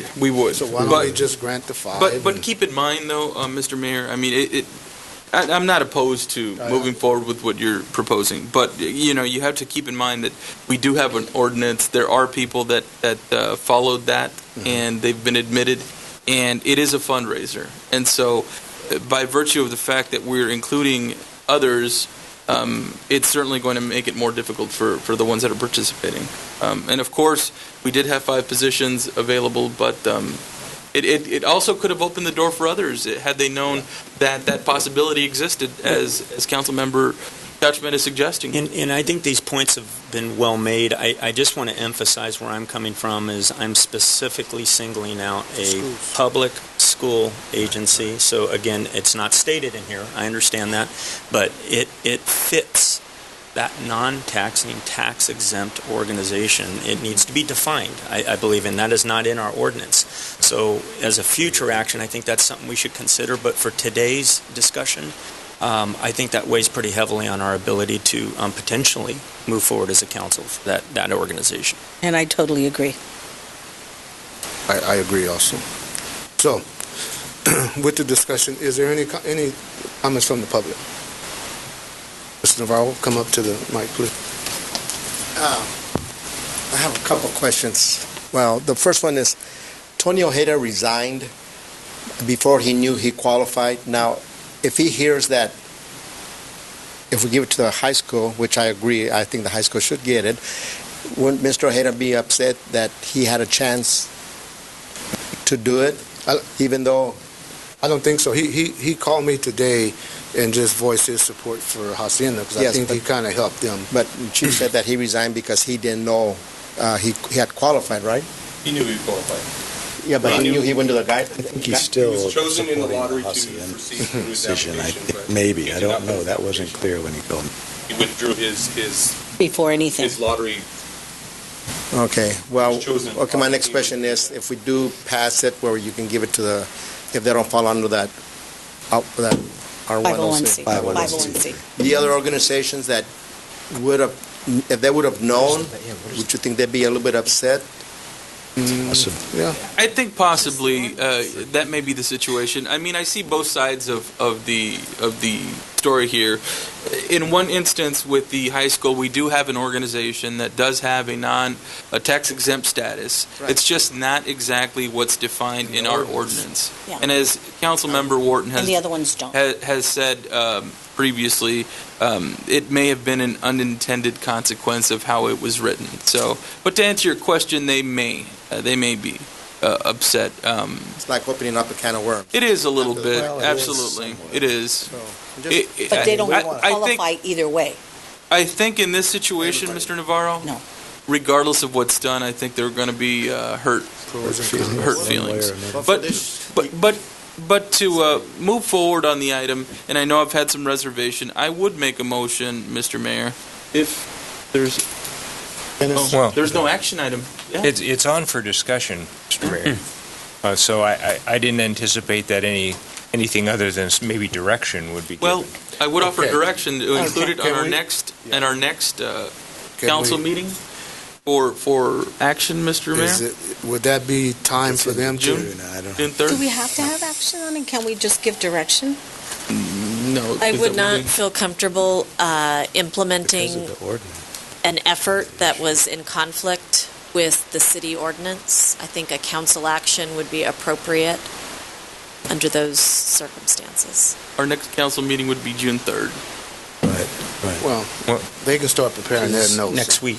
Okay. Right, next week. So we put it on the agenda for June 3rd for a decision. Now, are you talking about Simply because the item says discussion only, Right. not discussion and direction. But for the next meeting, are you talking about doing something to the ordinance on an urgency basis? Well, would we need to make the change to the ordinance, Dennis, in that situation? I think that would be cleanest, and I say that only because I think it's a slippery slope. Once you say, like you've been saying, we have an ordinance in place, but in this instance, we're going to pretend the ordinance says this or doesn't Right. say that. I have another question too, Chuck. Will we have enough time? If, for example, let's just assume in a perfect world here, we do make it a change to the ordinance and it's posted on our next agenda for adoption and action. There, would the organization have enough time? Well, here's another loop into the system, which, I mean, could easily be extended. But on the applications that are available for the organizations that are from January through February, there's a bullet point checkoff list that they have to provide all this information. The last of the items that they have to be provided into my department is June 1st. So we're looking at next council meeting being June 3rd. Mm-hmm. Unless we have a special. And it really is not an extensive amount of paperwork that they have to submit, but I think our concern more is can they get their supplies and can they do that within that time frame and set up get set up in the time frames that they have in order to sell. If they already had been working in the process with the wholesaler TNT Fireworks, and I don't see it being a problem with them getting their supplies to sell and everything, but as long as they submit the rest of the paperwork into my department, I don't see it being a problem. So can we up your June 1st to June 3rd? Or well, I mean, yeah, I mean, once we start changing, is that possible? Got to be very careful about ordering. It really does not delay any of the process through TNT Fireworks, so we can definitely extend that June 1st out. Okay. Did you guys hear that? Yeah. Okay. Okay. I think we have another. I don't know if this might be possible to be a way of helping. Both of the organizations in question are members of the Chamber of Commerce, which is a 501c6. I don't know if there might be some possibility of working out a very quick deal with them to amend their application to be in conjunction with the Chamber so that they're not in violation of your ordinance. Where were you before this? Well, if I had known this was an issue beforehand, it might have been something to talk to them about. I didn't know of it, but I don't know if I made Jason, you need to start going to the Toastmasters a lot sooner. Is this a bigger can of worms? Right? Yes, it is. I don't know that it is or isn't. I mean, I don't know. Maybe it solves the problem. I think that's what they had wanted to do initially, right? Yes, so that's maybe it is something to consider there. With the high school or with the both. Hacienda Scholarship? With both. He's talking both because both are members of the chamber. So that would just be basically an administrative allowance for a swap of a single entity to one that's combined with a legitimate nonprofit organization. Well, they can both do Right. it. I mean, If I would propose that. I thank you for coming up and sharing that with us, Jason. But that may help alleviate the issue that we're facing as well. Right. And so we do want to help the organizations, and if that is able to accommodate both, that's fantastic. And if they wish not to participate with you, then that's a different story. That's fine. So can we just give the city manager direction to get with Jason and get with the school and Hacienda and move forward with it? Do we need to check on Jason's 501c? We probably do. Yes, we will go through the exact same process, but I suspect we will go through the process. We suspect it's probably okay. All right. I'm glad that was resolved. Thank you, Jason, for your help. And thank you, too, for clarification. Thank you, Jason.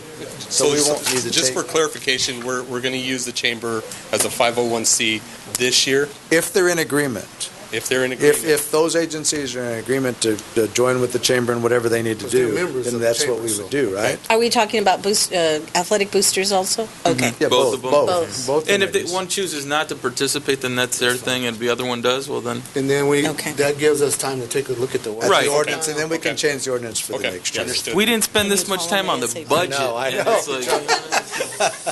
Fireworks is a touchy subject. Thank you, sir. Jason, thank you. Thank you. Okay, we'll move on. We did department reports already, huh? Yes, we did. Is there anyone else in the public like to come up? Lloyd, Sam? No? You guys okay? Okay. It was fun. Yeah, I enjoyed it. Yeah. What all? There are informational items that haven't been covered yet. Okay, so we'll move on to the next item, number 7, informational reports. Just for us. I think they're just questions. And If we have any council's questions. looked at that. So we'll move on to the next item, 8 is city council member reports, and I'll start with Mrs. Noriega. I was able to go to the Mariachi Festival in Calexico, and my understanding is from Mary Brown that Brawley used to have the Mariachi Festival here in Brawley. And for some reason, she wasn't sure why it was taken out and was given to Calexico. But I think it went down the line. It went to Imperial, and then it went to Calexico. So Mayor Campbell suggested that we bring the Mariachi Festival back to Brawley. So,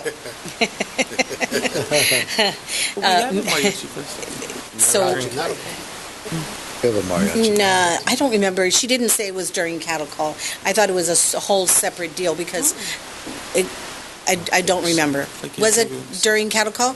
No. Just that mariachi night, but we've never had mariachi festival. Okay. Well, I think it was before our time, Elma.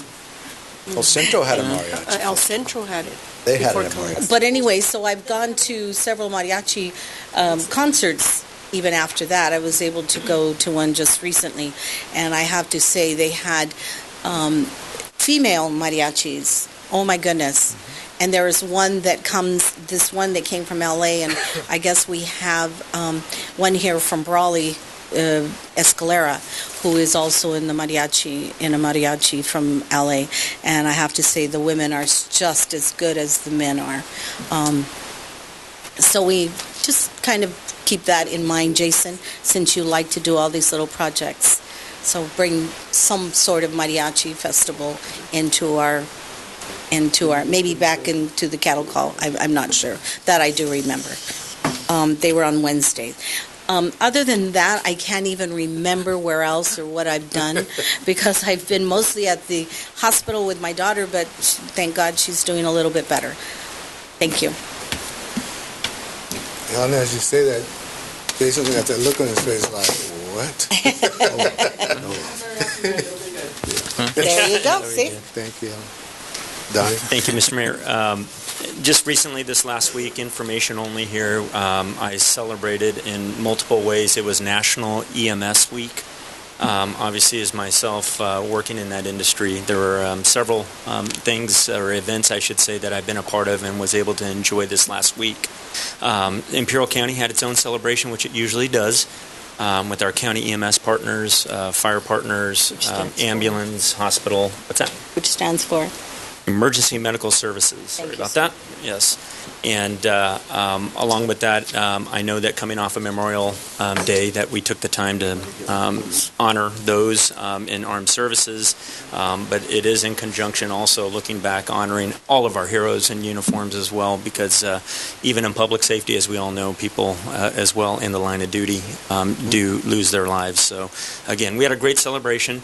There was another highlight I just want to quickly mention, albeit it was not in Brawley, it was not in even our county, but had a banner celebration up in the Coachella area where a lot of our higher local elected officials did actually attend. Assemblymember Perez, Senator Benueso, his office was represented, as well as some area politicians up in the north end of the south end, I should say, of Coachella.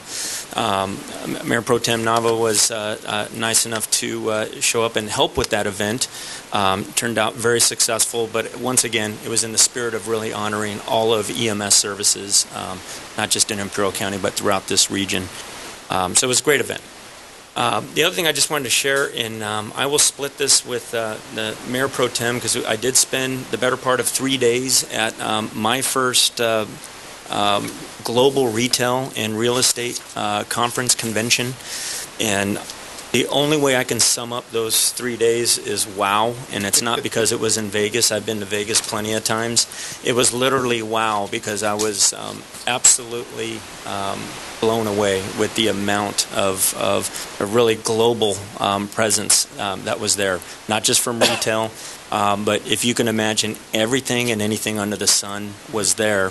with reference to the retail industry. So very eye-opening, and I was prepared somewhat, I thought, going into this, but had many takeaways, one of which is the amount of preparation, I believe, going and attending a convention or a conference like this is really reciprocal to what you get out of it.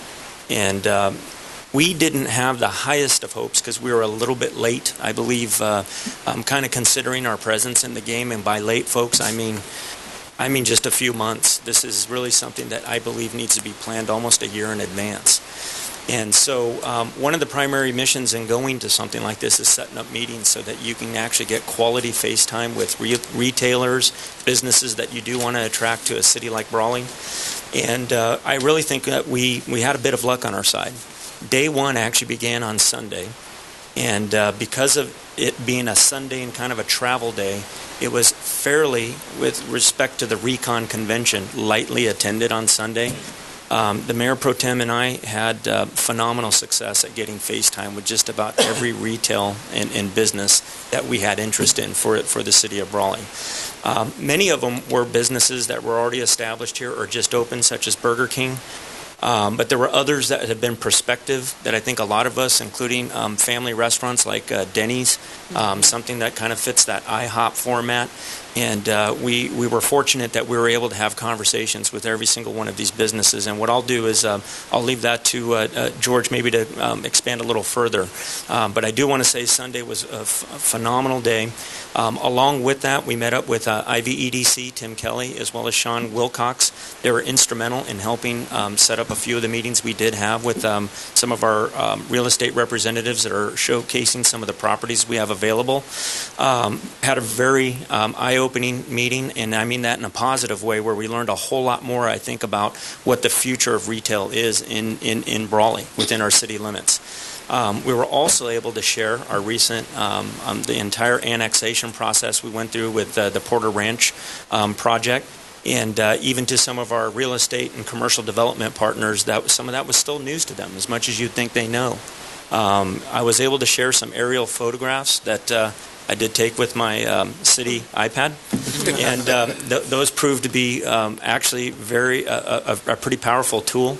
I think to my surprise, and George's as well, just about every conversation we had, I was able to kind of illustrate what we were talking about using the aerial photographs. So what I noticed is the conversations we were having, especially with the real estate and commercial development companies, notes were being taken. And we got some meaningful stuff back as far as input, and I'll let George share that as far as how it'll integrate maybe into our future retail plan that I think as a council that we're working on. But great experience, and I hope that we come back even stronger going into next year. So I got a lot out of it. Thank you. Thank you, sir. Okay. I'm not sure if I had reported on this or not before, but I did attend the PMH and the El Centro Regional possible affiliation meeting that occurred over in El Centro. We were invited to that as city representatives, and I did attend that along with several of our other council people. I also was on a tour of the Colas agricultural operation out on Malin, and the corn processing and the melon processing that they were doing, and I was given the benefit of that tour so they could show us how they're utilizing solar energy to accommodate part of their electrical needs in that facility, along with some IID officials, and we all went over there and took a look at that. A very impressive facility and operation here in the city of Brawley, certainly something that looks good for us, and it looks like a very neat operation. So I was very impressed with that. I did the Dancing with the Stars event. As you're aware, I'm the president of the Imperial Valley Regional Occupational Program Community Foundation, and so I was instrumental in dealing with that fundraising effort that we make in order to give out scholarships here to Valley students. So that was a big event, 600 people, very large event out at the Country Club.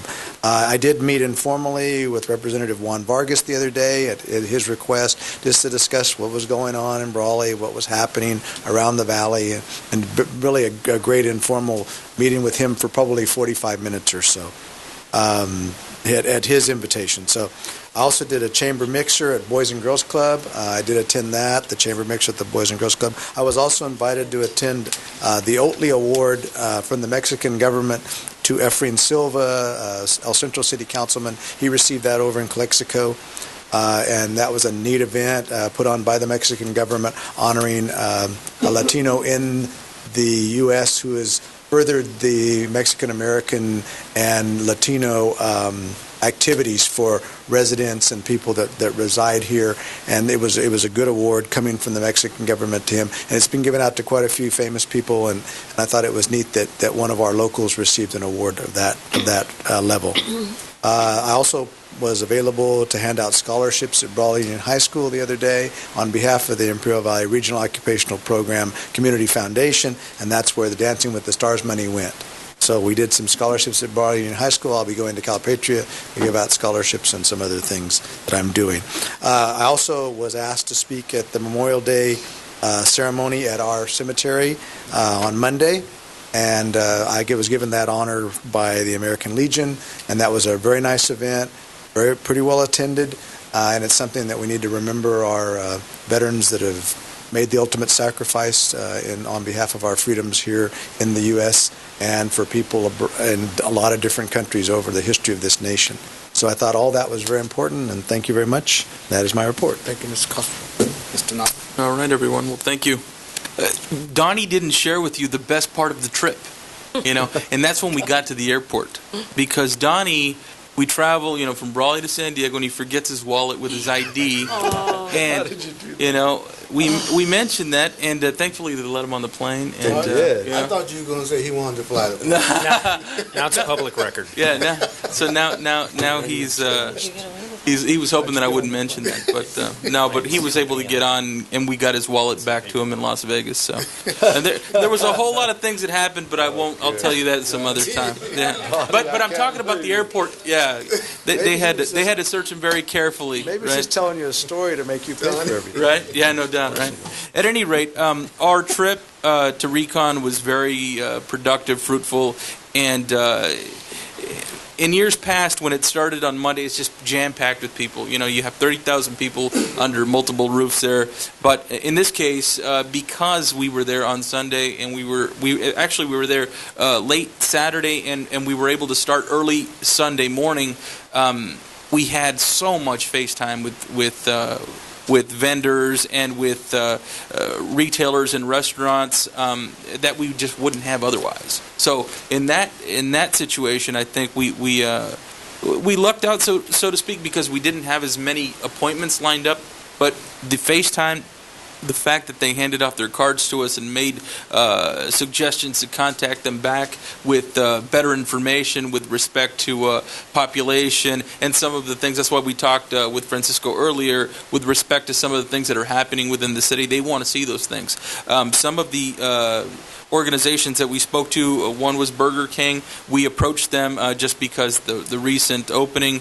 And let me tell you, they gave us an earful. The senior construction manager did mention to us that he was happy with the city, but they had some real serious concerns, and they opened approximately 3 weeks late. So they lost 3 weeks of revenue, and they expressed that he was very frustrated with that.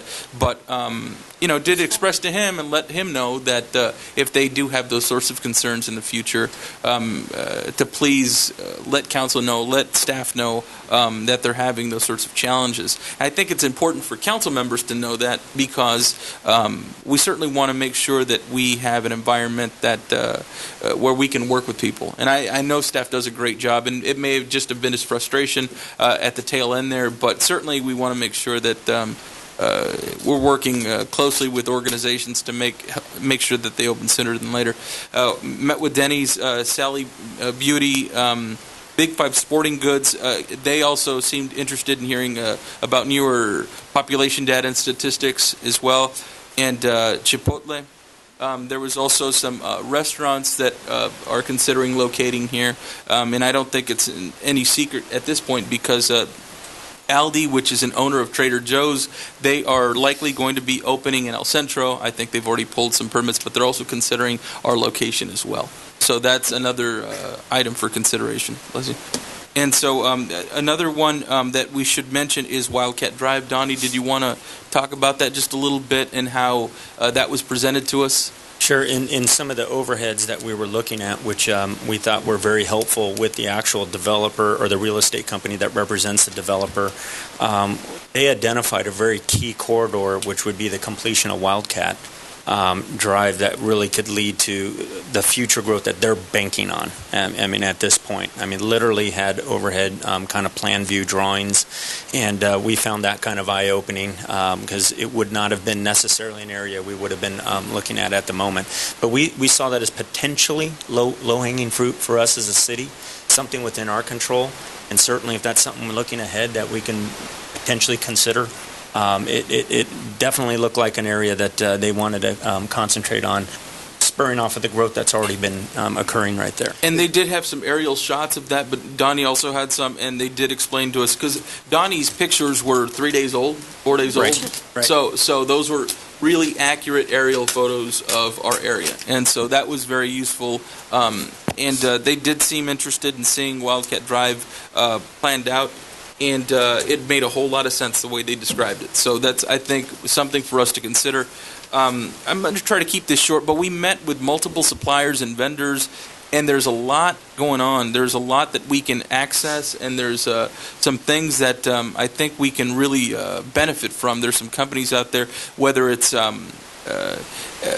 fixtures, lighting fixtures, for our plaza area, whether it's, in fact, there's even companies that'll decorate your parks. I mean, that would be a great fundraiser for like an event during Christmas to help attract business downtown.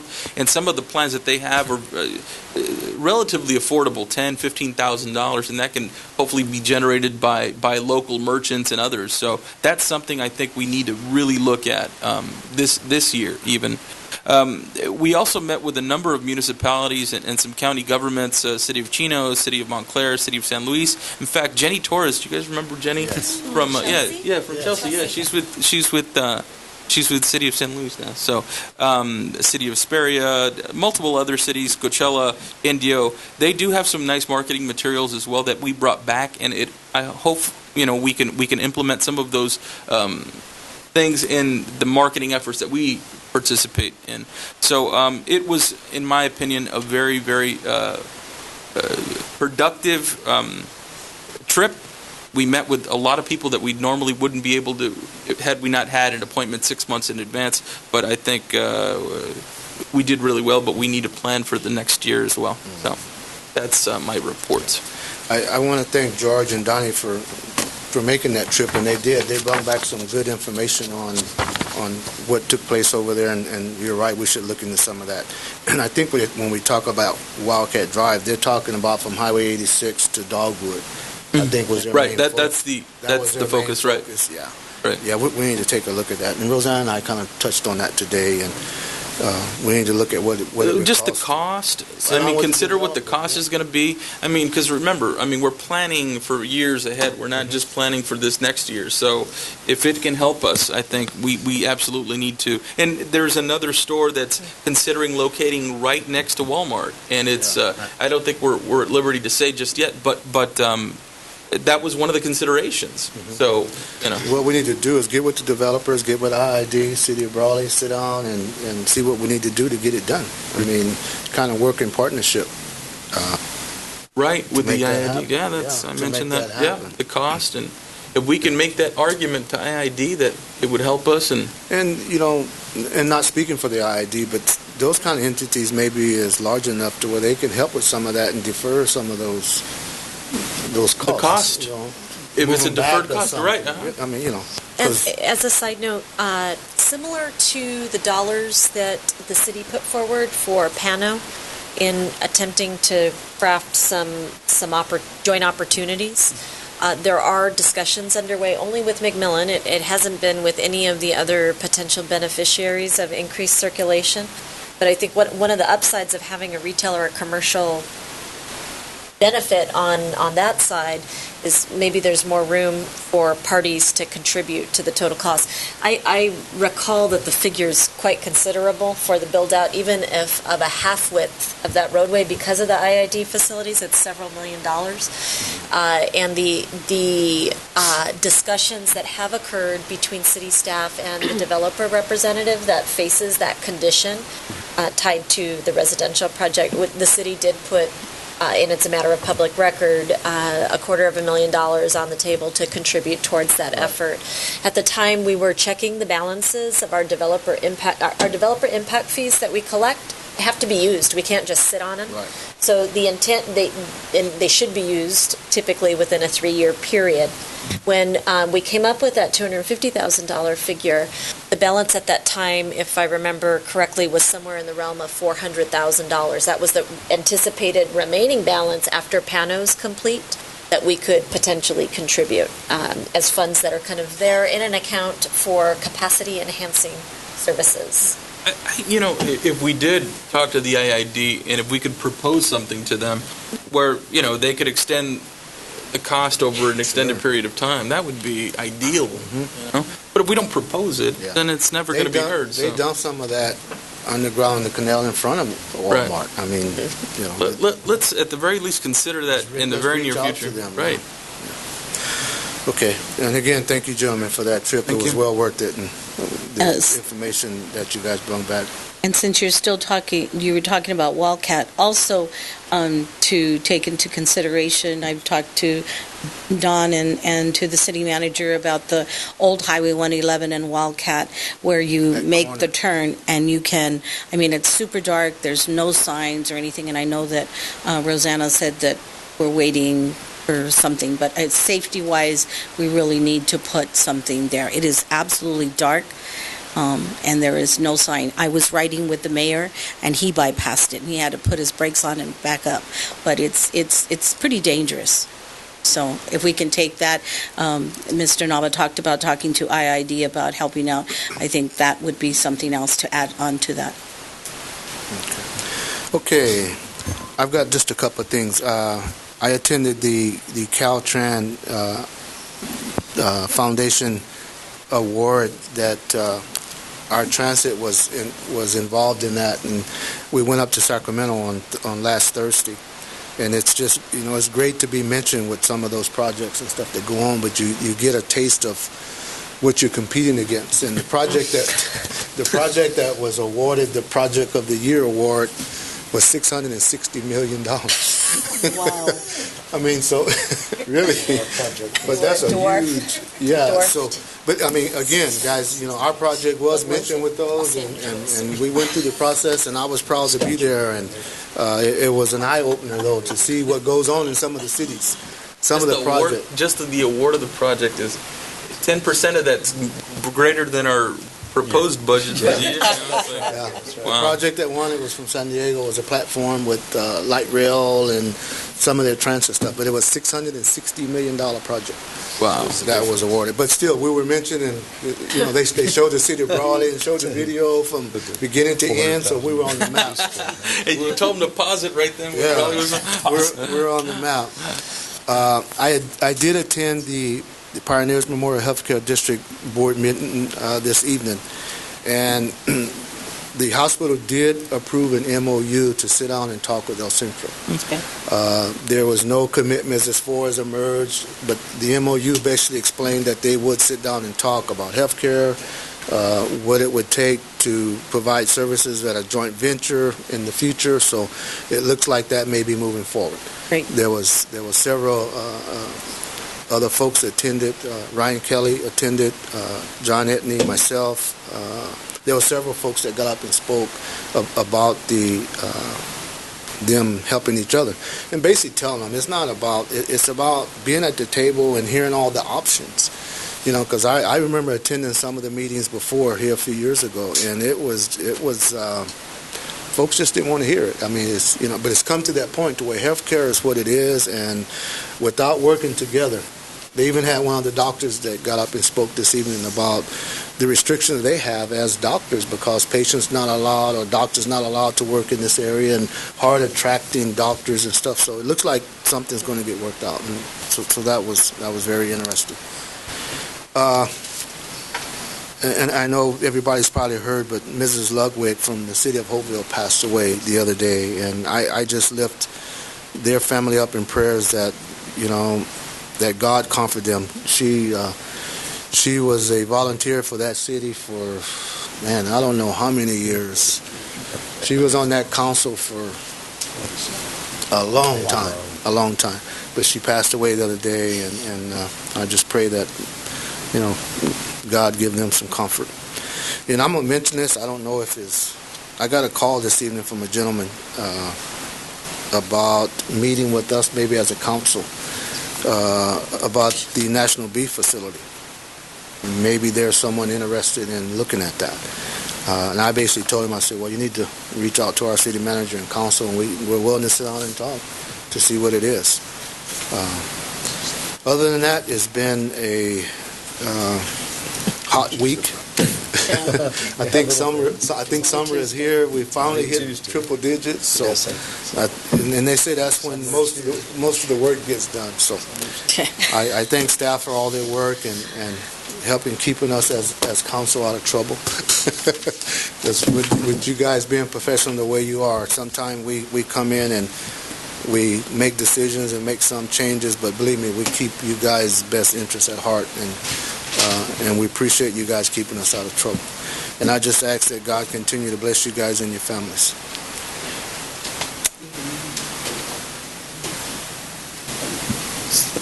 Yes. Mr. Donovan?